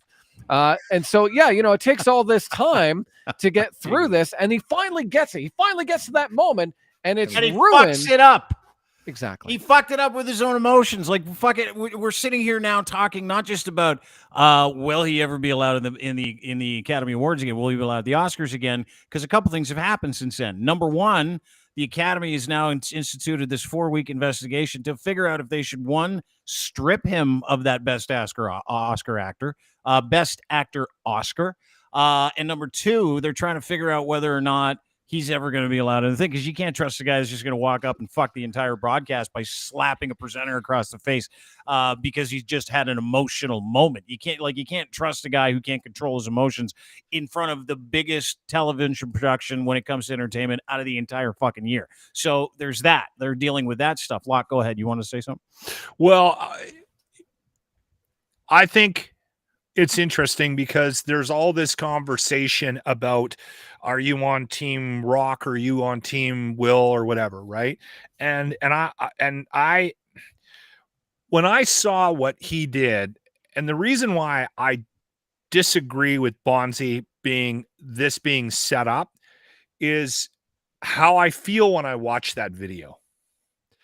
If you're ever watching something that's real, so uncomfortable. You have a real strong emotion to it. Yeah, big time. And I have a real strong emotion to what that exchange was. And I understand what you're saying. I mean, how Chris Rock, but the thing is, from a performer's perspective, when you're in the moment and you've got a job to do, and you've got it in your head about what you're going to say and how you're going to say it, you're so hyper-focused on that when stuff comes at you, you're not expecting. Good ad-libbers will roll with it, and Chris Rock did a good job. But the ultimate thing that you got to roll with is somebody coming up and slapping you. Yeah. Okay, so the way Chris and again, why Rock, didn't he defend himself? He stood there like I'll tell you why. He never even braced. Dude, because he didn't think he was like, he had no idea what he was there for. Like, if you're not going to protect yourself, if you don't think, hang on. You're not going to defend yourself if you think the person coming towards you is not going to slap you. That would be what I was going to say. You also have to be fucking insane. Shake his hand and say funny joke. Yes. Bondzee, you have to be fucking insane to fucking punch somebody in front of a cameras that are broadcasting to the entire world. It's the most attention the fucking Oscars has got in forever. They needed this. They were suffering. No, this is the biggest. Bondzee, this might do more damage. This might do more damage to the Oscars than streaming or any other thing. I doubt it. I'll tell you something. Got so much attention. Well, no, they don't want this attention. This is bad attention. They really think the Oscars legitimately sat there. Hang on. The Oscars legitimately sat there and went, oh, yeah, he just slapped somebody. Just give him the Best Actor award and we'll figure it out later. Like, that's legitimately what happened. They had no idea what to fucking do with that. And so here's my point about the Chris Rock. And then he gets a standing ovation 20 minutes later by the entire people are fucking idiots. That's because people are idiots. Like, I was so grossed out by that too. Yeah, all of them. Every single person in that room that cheered for him cheered for the assault of a man. And here's the other thing. That was so fucking demeaning to Jada Pinkett Smith, who, by the way, you can call her a criminal. That was all him. That was all Will. He decided to do that. That's the other thing I was going to say. No matter how badly she hurt him by dragging him and talking about how she just handed it away to his best friend all the time because Will wasn't giving her what she wanted. Like, that was all him. So I'm not blaming her. I know James does, and I think it's fucking hilarious. But whatever. It has nothing to do with her. It had everything to do with him deciding in that moment, I cannot control myself. Like, the governor's gone. And you can't have a guy like that up there. And there's no way that it was fake because it's fucking real. Like, I've had conversations with people who talk to the people at the Academy and they're like, he's fucked, dude. He is not going to get another movie role for a while. He has now been blacklisted by several different agencies and a whole bunch of different studios because they do not trust him. And here's the other part, which is fascinating. We touched on it, the whole Scientology thing. There's a huge thread through this. And this guy put this thread out, and Chris put it up at deanblundell.com. You can read it. Max Burns, who's an investigative reporter, spent like a year legitimately living as a Scientologist to study it. He says, Scientology is not big on speaking freely, as Chris Rock learned. The slap is much less interesting when you realize Smith almost certainly went through Scientology courses that teach you unapologetically to use slaps and physical force to let a fellow Scientologist know they've done something wrong. There's a Scientology course, I guess you could call it, Max goes on to say, that involves slapping and physically humiliating fellow Scientologists in group settings as a means of exerting superiority, and it's remarkably common within the cult. Tom Cruise does a similar thing. His preferred method is shouting an intense personality intimidation on movie crews. You guys remember that? We've all heard the audio. And apparently, there's multiple examples of him doing tons that over the years. It's the fact under Scientology, Smith's slap of Rock was, quote, the only acceptable response to what Rock did. In Scientology, inaction over disrespect in itself grounds to get yourself slapped by a higher-ranking Scientologist, and Smith certainly feels he did right, much like Tom Cruise apologizing half-heartedly for berating his Mission Impossible crew. Smith knows that his apology is for them, you, because you aren't the enlightened place to understand why Scientology says that was the right thing to do. I was fascinated by this to the point where I called someone who's a fucking pro on cults, and he's like, he's bang on. I didn't know Chris Rock was a Scientologist. I had no idea, and he may be, he may not. I can't speak to it. But from what I understand, they plowed money into these schools, like the Smith family. Remember, the Smiths funded and managed an entire Scientology school called the New Village Leadership Academy in California to continue pushing this violent, insane ideology to young people. Congrats on the Academy Award, Will. Don't send Scientology after me. Again, that guy has been chased down by Scientology people. He's been run down by people. He's the guy that has outed Tom Cruise and his craziness. And there's a real Scientology vibe here because that, I buy it. I buy it because it was so fucking weird that it has to be something to do with Scientology. I also right? think, Dean, that there's something wrong with Will. That I think that there is some kind of substance thing or something going on, and I think I think there's more to that or what he did, his response in that moment, than just I agree with Scott 100%. That was driven by Jada, but that doesn't get him off the hook. Just because he's beholden to his wife or whatever their relationship is right now doesn't make it right for him to get up there or get him, give him some innocence in what he did. He needs to be responsible for it. That's why I'm not as angry with Will Smith. Not that I'm not angry or not that I'm as judgmental as I should be. I want to hear what Chris Rock has to say. I think that'll be the interesting thing about this. Well, guess what he did the day after? He announced a fucking massive tour. It Netflix just all fits together. And Netflix did. Well, dude, you're reaching. You're reaching. No, you're getting killed in the comment section. By the way, I don't even care. They're wrong. And somebody did bring up, if he does lose his award, yeah, I might be a little more on board, but I don't think that's going to happen. Will Smith and Tom Cruise are some of the biggest box office fucking draws in Hollywood. You think they're just going to boot him away? Do you know how much fucking money he's made them and will make them in the future? I don't see it happening. I'm sorry. I do. I will be stunned if it happens. I really will be. And I'll eat my fucking words. On this show, I'll come back and I'll fucking bow to you cunts and say, oh, fuck, I was wrong. But I don't think I'm wrong. It won't be the first time. I mean, you should be getting used to it. We should almost get you a hat. When we do start selling merch for the Dean Blundell Podcast Network, we will have Bondzee Was Wrong merch available on T-shirts and hoodies. That's right. I'm not wrong. And socks. I don't think I'm wrong. You don't think you're wrong, eh? You don't think no, you're so wrong. Okay, so let's take this out of the competitive and put it into the fun. Let's have a little wager on it. Let's wager. Bitcoin.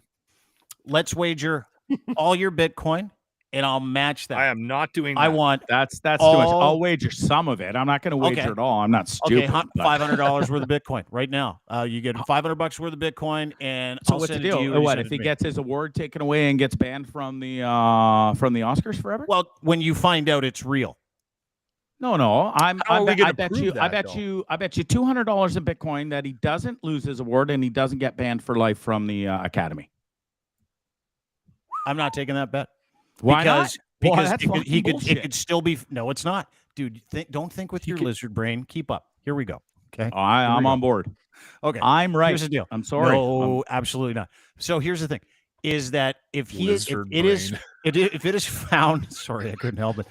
Is it, if it is found to be an authentic experience, meaning it wasn't set up, and we have definitive proof? How do you get that definitive proof? It has to come out of one of their two's mouth. Have you met me? Yes. I'm not gonna come to you and try and take 200 of your Bitcoin with like a lie. like we're gonna find it's That all sounds real. more like me. You're like the only human being. You and like a couple other convoy. No, there's weirdos are more like, of us it out was there that don't fake. believe this. It was fixed. I'm surprised at how many people think it was fit. But honestly, Bondzee, this is the conversation I've had about the fix thing, where James wants to bet 500. Ryan wants to bet another 500. Or Jimmy at Blackballed. Everybody's got money for it. Like, you should take everybody's bet if you're that sure. Do you want to do it right now? Well, Fuck you the wouldn't 200. take my bet for 200 though. Well, because you changed the fucking parameters of the bet. The bet is, if it's real, you have to give me money, which it is. So let's up the ante. Here, let's fuck the 200. 2,000 in Bitcoin right now, you and me. Let's lay this bet.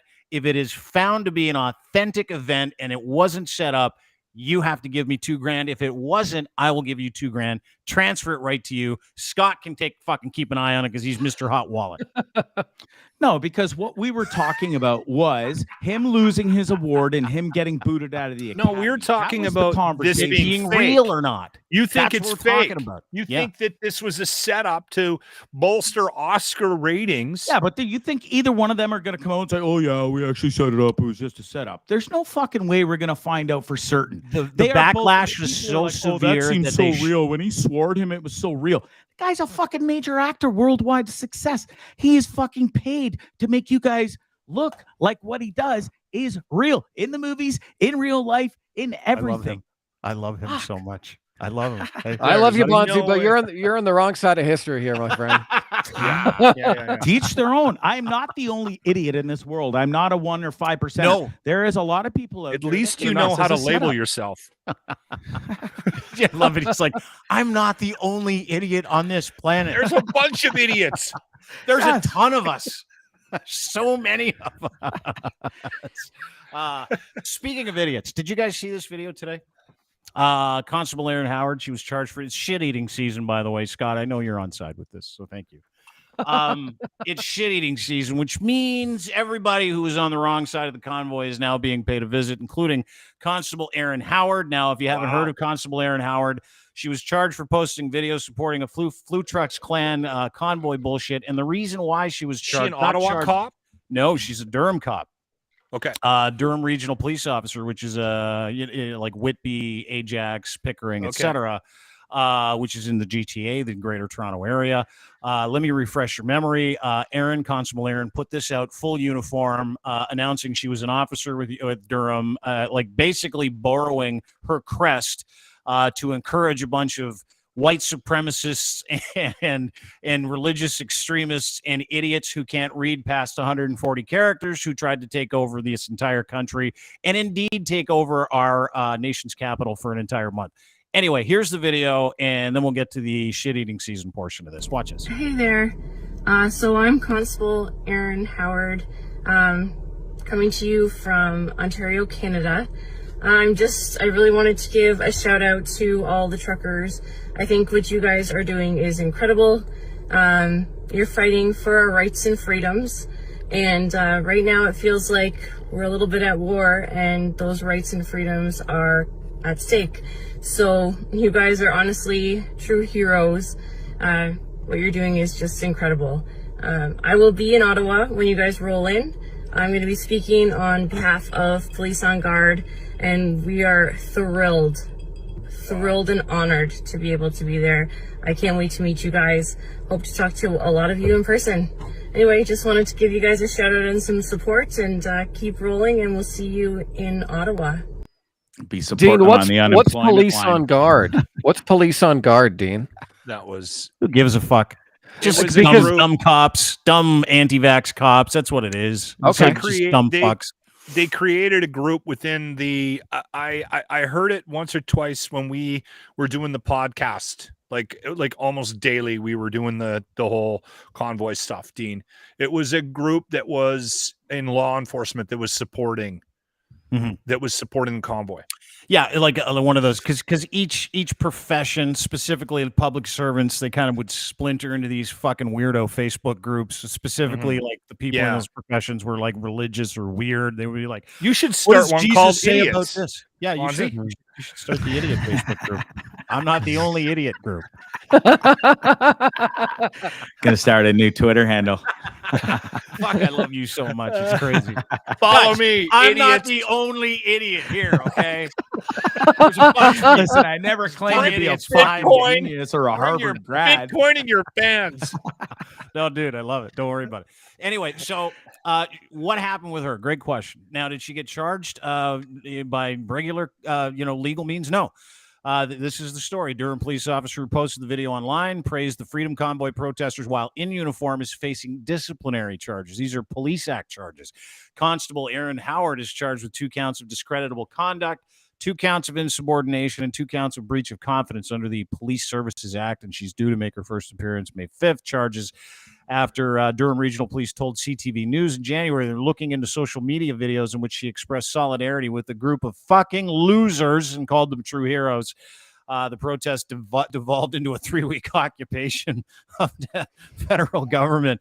We know what she said, so we watched it. But, here's a question I want to ask you guys. Pose it to the group. This is the round table portion of what we do, gentlemen. This is where you come in really fucking handy. We're going to start with Scott Trades because we bullied him for the past 20 minutes and he hasn't said anything. So, Scott, is this a freedom of speech thing, or is this a conduct unbecoming of an officer and a legitimate charge thing? How do you process this? Yeah, so I do agree that she shouldn't have done it with the uniform on, because doing it with the uniform on, police are just supposed to do their job and enforce the laws of the land, whatever those laws are. And so if she was just in her regular clothes and said, "Hey, my name is Aaron, and I just want to let you know I really support this. In my job, I'm a police officer, but I still believe in what you guys are doing." I don't see a problem with that. But the fact that she's in there with her uniform going on, she is trying to make a statement that the police are with you, or at least some of the police are with you. And I think that, again, I think there's a big conflict of interest when you bring a public service like that is tasked with a certain job and then say, "Look, there's a secret group of us and we all kind of believe you, but try not to break the law till I get there." That's exactly it. Oh, that's a great point. Yeah. The illegality, Bondzee? like as a cop in an outfit going, "Hey, I'm going to be with all of you criminals doing criminal things this weekend." Well, I'll that's meet just their bonds. Go ahead. When you're sworn in, you're sworn in to serve and protect and be a certain way and live by a certain standard and operate as a certain standard when in uniform. And when she's sitting there saying this stuff and kind of encouraging their behavior and stuff, and I'll see you there and I'll be part of your hot tub fucking parties and stuff whilst in uniform in the back, it's a fuck kiss of death. Yeah, Totally. It's wrong. What if it's a firefighter saying, "Hey guys, keep lighting those buildings on fire. We believe in you." No, you can't do that. Exactly. Hey guys, Mike See, from I keep- Durham Region Fire Department. I'll be heading up there to set a whole bunch of fires with you guys while I put out some fires over here. So fire it up. Sorry, Locke, go ahead. What were you going to say? No, it's fine. I keep getting stuck on the fact that they didn't really do anything other than disrupt. It was a protest, and it was a weird protest, and it was loud, and I would not have wanted to be in Ottawa, but they didn't take over the government. They didn't hold anybody hostage. They didn't, I'm sure they did some damage. Maybe they, somebody shit behind a building, and they parked illegally and they were drinking. And I get all of that. I understand that. But to me, I still see this as a protest. And I'm questioning how far we go with the people that were involved. Well, and that I is understand a great the point. organizers. Yeah. But Bondzee, let's say you believed it and went there and were part of the 3 weeks or even a weekend. It doesn't matter. You slept in your fucking car and you got out and you cheered fuck Trudeau with everybody else. And then you went home and then they came and arrested you because you were there. How would you feel about that? Like, it's not going to change your opinion about Trudeau and this government and the belief structure that got you to get in your fucking Toyota Corolla and drive there in the first place. So I'm just curious about what the motivation is behind. This one's different. Because it's a cop. It's a cop, but she's not being charged by the law. She's being charged by her own organization. Bingo. It's kangaroo court but she signs hang on, dude. She signs a code of conduct, right? Like, let me get to some of the details. Everybody is accountable to the code of conduct. And when you say, I'm going to sign this piece of paper and go and work it's like terms of service, right? Like, if you fucking click this thing and you're like, yeah, I just want the stiff, I just want the job, I want the gun, I want the fucking uniform, I want the flak jacket and stuff. I'll sign. It's like my dream. I want to be a cop. I'll sign anything you want. There's a professional services portion of every single cop's contract that says you cannot bring us into disrepute. Now, here's what this woman did. She told a whole bunch of extremists and a whole bunch of assholes she was going to go with them to break the law. And she's a police officer. And here's the other fucking part. She's in uniform, dude. She's co-opting I get all that. The entire reputation of every single Durham regional police officer. She's a cop representing an entire police force in that video, dude. She used her platform and uniform as a public servant to support an illegal occupation of our nation's capital. She willingly borrowed her force's crest, dude. And the privilege that she was given, brazenly breaking fucking law. She's telling people, I'm going to come up there and help you break fucking law. She's a cop. She fucking misrepresented. Number one. Number two, using her crest to encourage Canadians to hurt other Canadians. Like, we can sit here and we can talk about how much damage did they really do and all that other stuff. The damage, the mental, the physical, all that stuff. You'd have to break it down and go into those things. But when she's like smiling and going, you guys are heroes, I'm going to come up there with you. And she knows the expressed intent of those people to go up there and do something illegal. It was not a protest. It was an occupation. It was even in their MOU. We're going to occupy Ottawa until we get that government out.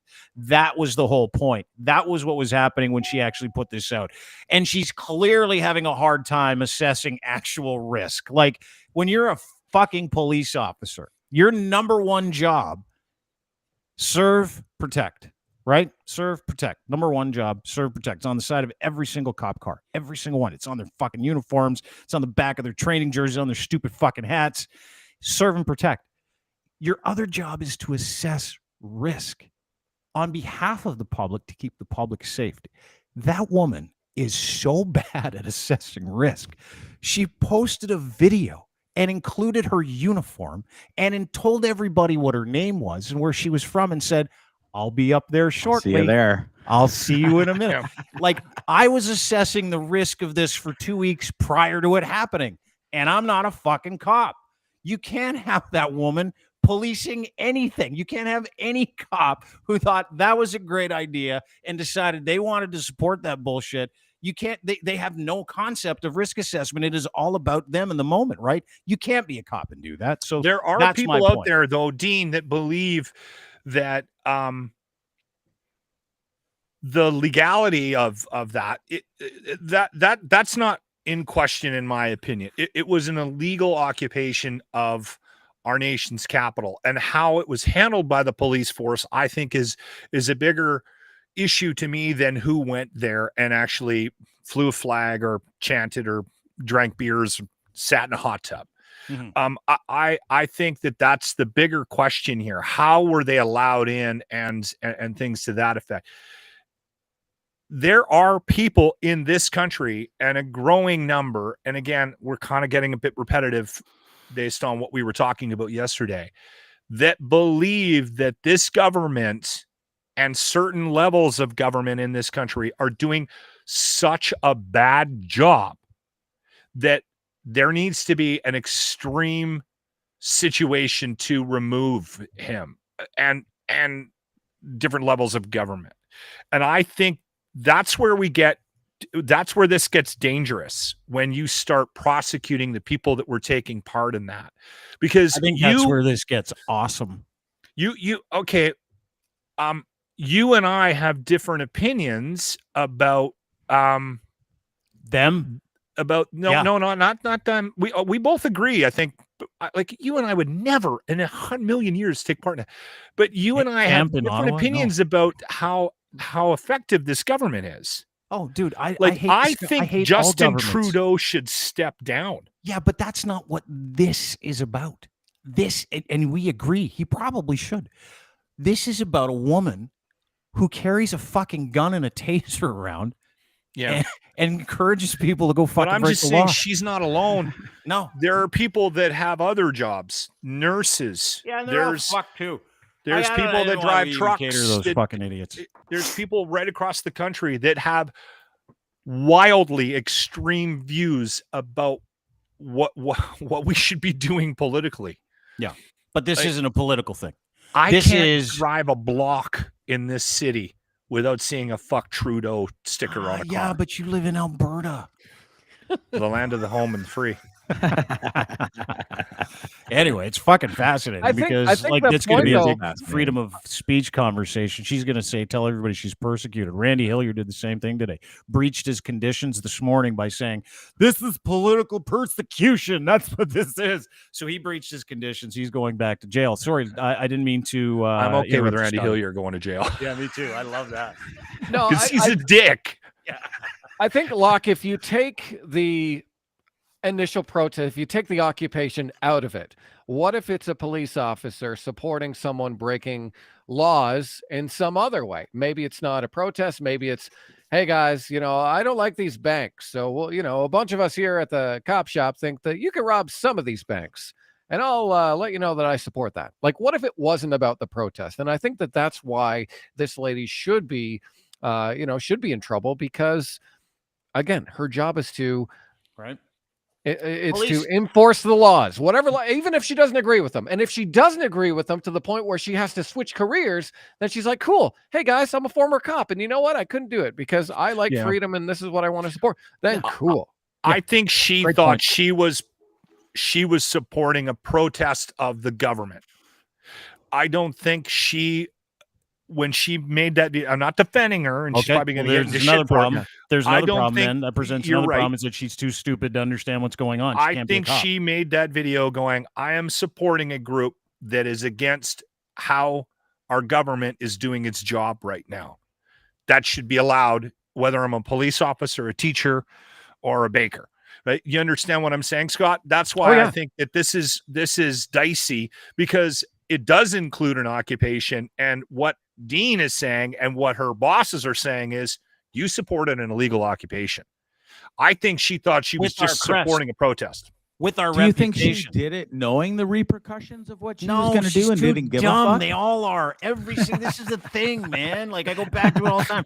Every single person that's going to eat the shit, and everybody's eating the shit, from Randy Hillier to Constable Aaron Howard, is not smart enough to compete in daily life. They're not. So they do these stupid things out of emotion because they're not smart enough to check their emotion and then understand that point between decision making and making that decision. There's this fucking gap where you go, maybe not a great idea to record myself, include my uniform, my career, my job, my life, and a cruiser on duty, and a free fucking ride and all that, and my gun and all the other shit that comes with. Maybe I just shouldn't fucking put that up for grabs today. No, she just fucking did it. And every morning, they're all the same.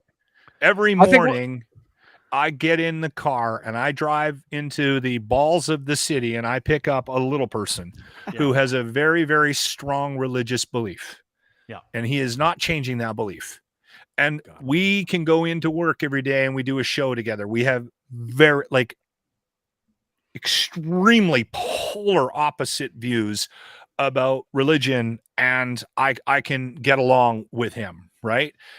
And I don't know, I sort of look at it a little bit like that. And I know it isn't, and I know it's more involved because there was the occupation, but I'm worried about the fact that we are living in a world right now where people aren't allowed to have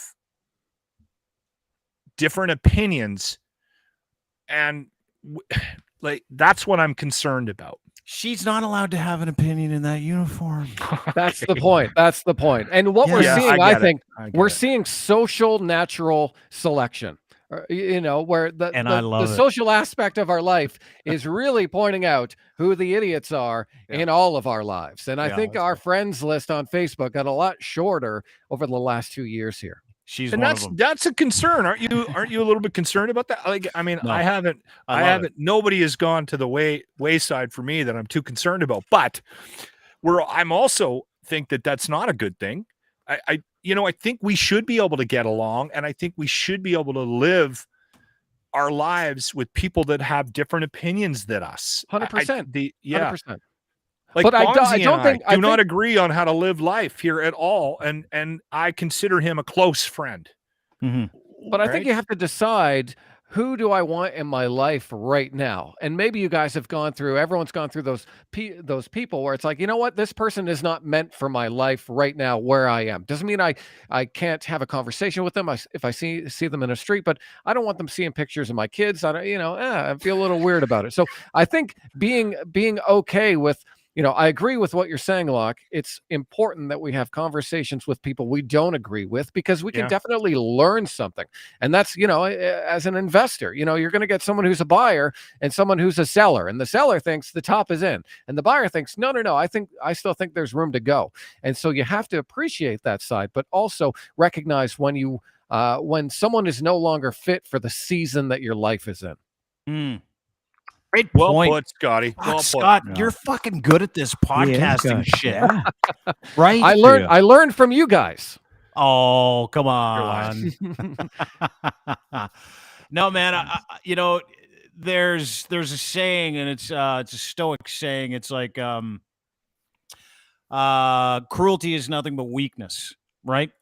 And I watch people be super cruel to people just trying to get by in Ottawa. And when I see this stuff, I'm like, fuck, I'm all in. And I know that woman, probably the way she presented it, the way she talked about it, she probably didn't know.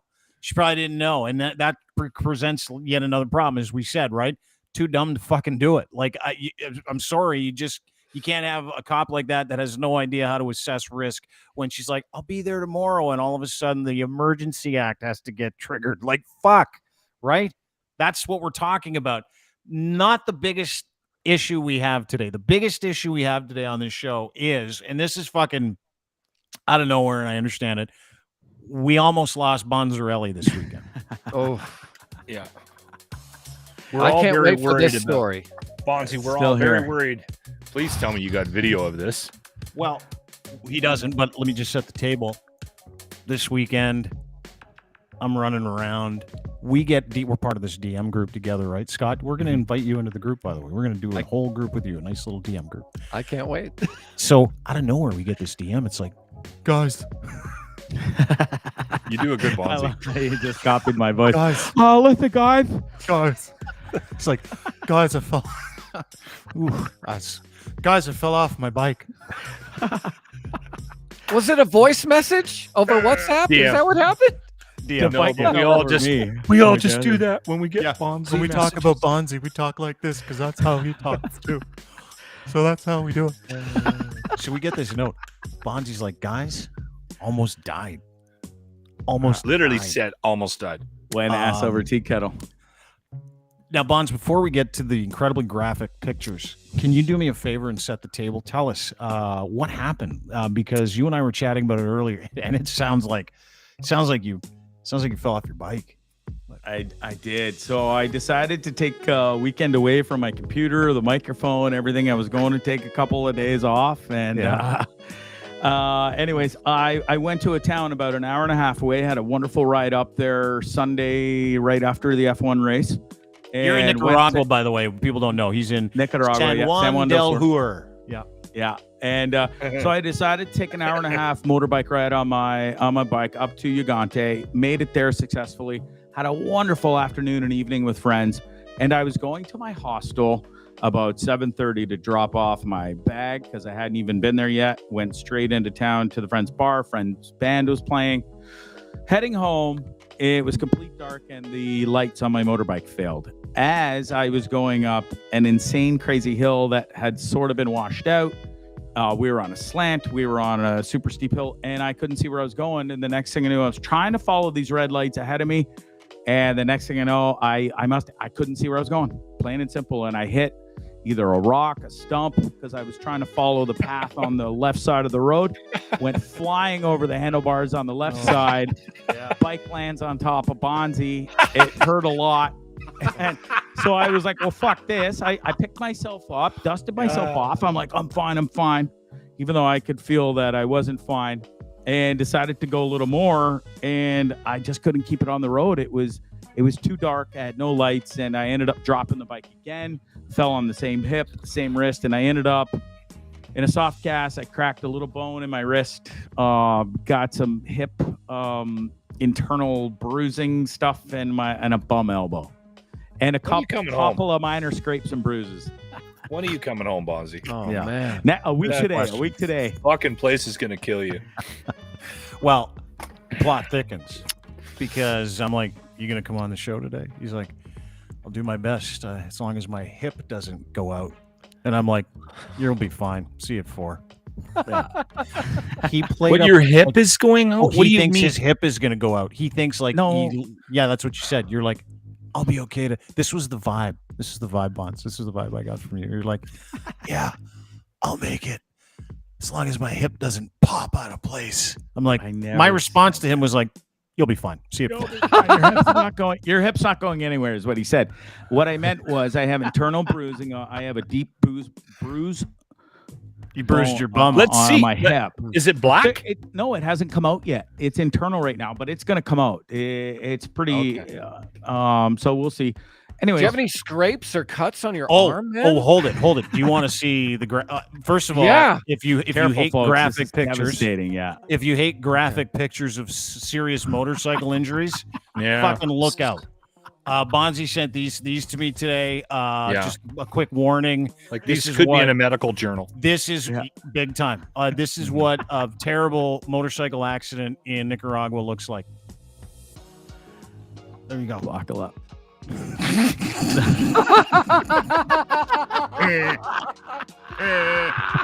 my God, dude! Look at those. I get those marks cooking a pizza. Like, give me a break. Wait! It gets worse. It does. Careful, folks. Careful. Look at that. Oh wow, Bondzee. Devastating. I don't know why you're not dead. 0.0 stitches, by Crazy. the way. Internally and externally, no stitches. Guys, it gets worse. There's another one. Yeah. Just looks like he had his sock on too long. This was not from the motorcycle accident. This was from a medication gone wrong. That was last week's injury. That's his goat foot. Yeah. Oh my goodness. and then of course the splint that he was given to protect the hamate bone in his wrist, which is crazy. Did the school principal give you an ice pack after? We did get a couple ice packs. Yeah. Bondzee, you're amazing. Thank you, bro. You know what? Did you get a popsicle? You know what you do? Nothing. You know what you need to do, Bondzee? You seriously need to. How much did that trip to the hospital cost you? So it's free, by the way. Good for you. I will admit something, and I shouldn't even. I don't even know why I do this to myself, but my health insurance ran out down here about a week ago because I was supposed to fly home a week ago, and I didn't renew it. So we're running on gambling situations right now, but. That's your whole life. With the medication gone wrong and my swelled liver, and then the motorcycle accident, swollen liver. Thank you. It's all free at the hospital down here in San Juan del Sur. What'd they give you for a swollen liver? Just told me to stop the medication I was on, and I had to flush my system out with a plethora amount of water. Anything to do with the drinking? No, well, maybe a tiny bit, but the major issue was the medication, not the drinking. Okay, right. That's what I would say since I've been off the medication for a week now, my body has gone back to normal. There's no more swelling, but the alcohol consumption is still it's on a steady level like this. We're not having wasted nights. It's just I go out and enjoy a few drinks a day after work. And now my body is back to normal on the same amount of alcohol. So congratulations. Thanks. Yeah, I'm really proud of you. You know, and that kind of honesty, Sorry, that kind of honesty is only rivaled by this kind of honesty. I come home drunk from school, laying up with men, out there prostituting, having oral sex with my mouth, licking in balls. That is my favorite clip of all time.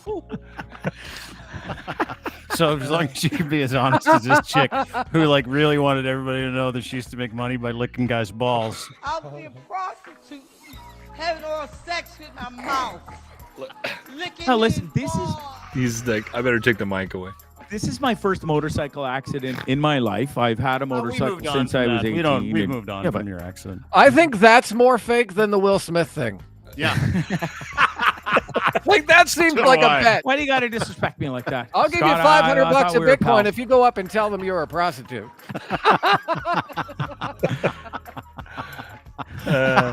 Good for you, Bondzee. Good for you. You got pal. 1 week left. You're not going to get stabbed. I'm trying to think positive about you, but I did think that you, after I heard you had a motorcycle accident, I was Glad like, you're okay. This fucking guy's going to die down there. He's not. Listen, You he want is- him to die, though. This is the thing, and a lot of people don't understand. Again, I'll bring you inside our DM group.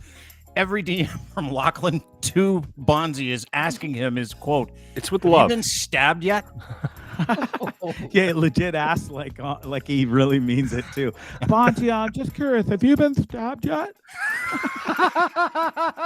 He really wants Bondzee to get stabbed before he comes. I like how I'm hoping the Lachlan- motorcycle Pay accident. somebody to stab me. Like, we got to figure out how we can do it gingerly, where I only take a few stitches and not get really injured, and fulfill Locke's fantasy of me getting stabbed. I Scotty, swear you're to gonna God, say something? the least surprising thing on the planet for me would be if we have you on the pod next week and you get a knife sticking out of your shoulder. Least want it surprising so thing. bad. Scott, it would be a plastic knife though, like from a cafe or something. Like nothing really too bad. Yeah. Something you get from the cafeteria. Superficial He just wound. fell. He felt weird. I like, by the way, I love your Lachlan voice. It sounds like Lachlan is Jim Gaffigan, kind of. It's a mix of Jim Gaffigan and Bill Burr. That's Okay. how I Yeah, like to stick roll around. it. Bondzee might give you his massage therapist voice. I'm good. I'm okay. Hey, I don't had need a that. great set. You know what? Never mind. Cancel me on the DMs. I'm Yeah, fine. boy. I won't put you in the DMs. And you know what? Is the one thing I know for sure is that it's always good to be honest. Having oral I think sex I'm going with for a my rub and mouth, tug tomorrow. licking in balls. She might even lick my balls. I found that today online, and I'm like, I'm gonna play that all day. I don't even care. I'm gonna play That's this woman standing in a church saying, "I used to make money by giving guys head and licking their balls." The brother reverend's like, "Oh please, mama." Oh, please, mama. Oh, please. My mouth. My licking mouth. in balls. Sounds like Will Smith. Yes, Keep my wife's words out of your fucking mouth. Which was real, by the way. Thanks, Bonds. Appreciate you doing this. Great to see you. Yep. At Bondzee Thank you, Live, you got pal. a show tonight? You got a show tonight? Is that correct? I do have Okay. a show tonight. Yeah, Tripping with Bondzee, 9 p.m. on YouTube and the Dean Blundell Network, which you're familiar with. We were supposed to have Bongo Bob, an amazing musician, worked with a bunch of amazing people. He canceled. Something came up this morning. So we're just Shit. I'm gonna go on a rant tonight, and just some typical regular Bondzee rants, and we'll have a good And time. I was as going to always. tune in for Bongo. Bongo Bob. You could joke. You about it, but ruined my night. he's played with the likes of Paul McCartney, some famous bands around the world. Bongo Bob, Bongo Bob No is a bit of a big deal here in San Juan. Is Steel Drum Steve around?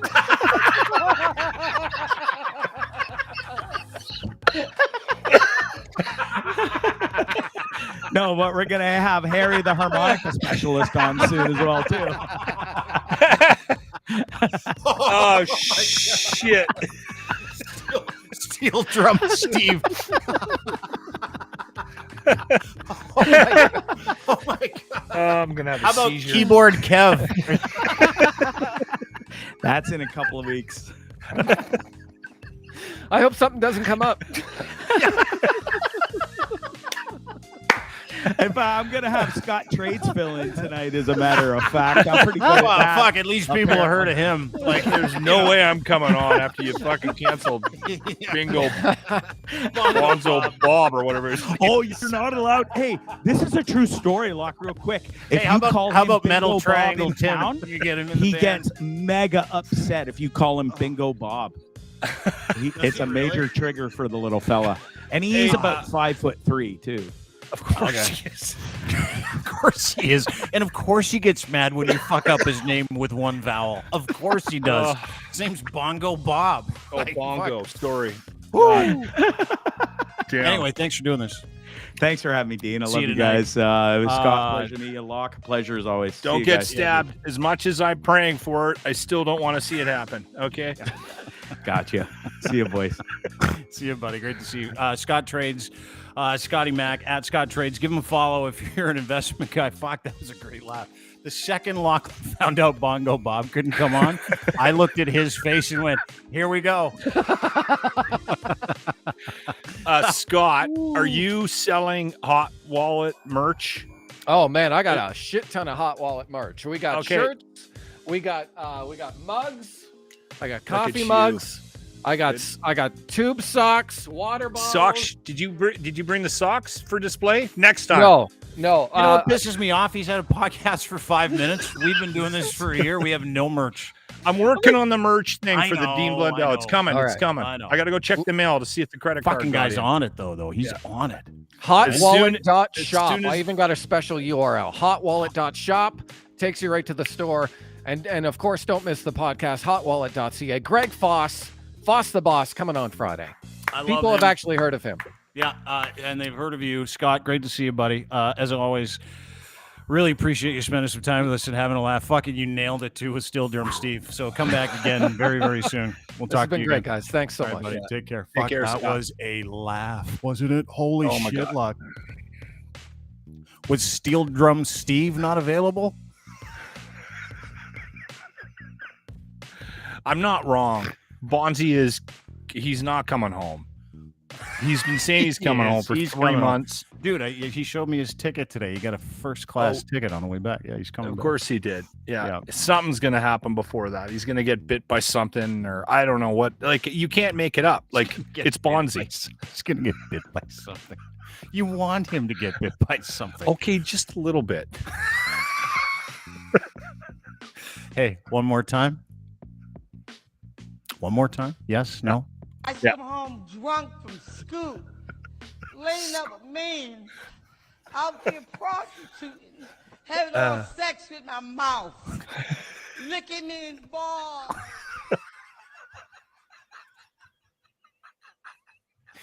You If need we to could save all be that. that honest once in a while. All right, brother. Thanks, pal. You have a Good good to see one. you. All right. All Lachlan Cross, 95.7 Cruise FM in Edmonton is where you can find him. Whoo! Thanks, everybody.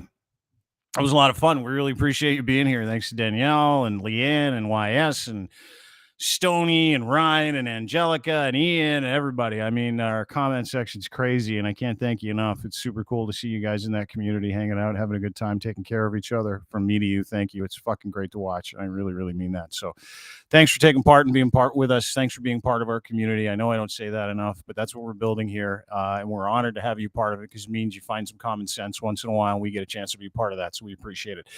Don't forget, you can sign up for a newsletter at deanblundell.com, where you can get all this stuff sent to you instead of having to go look for it. And I want to thank our sponsors at Domination. Dominate with content with domination.com, dmntn.com. AI for people that produce content and software. Sorry, I'm still laughing about the Steel Drum Steve bit, but don't worry about me.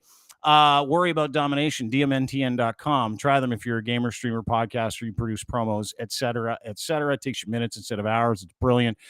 Use them today. They're our partners. They can be yours as well if you're a gamer, streamer, or content producer. That's what we do.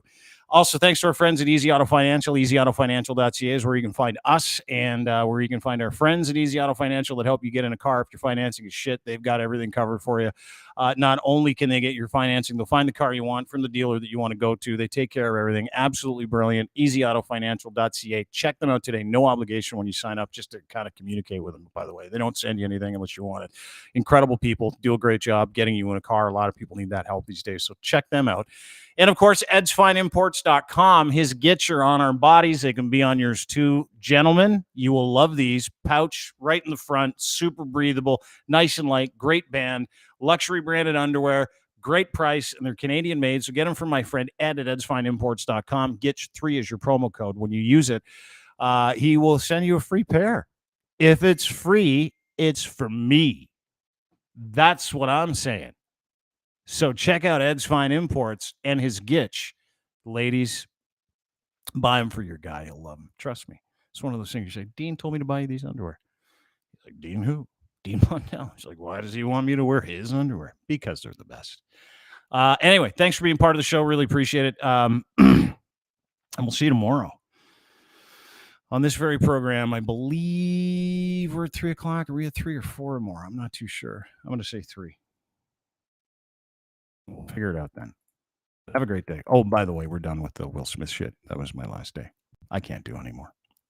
So expect none of that tomorrow. Bye.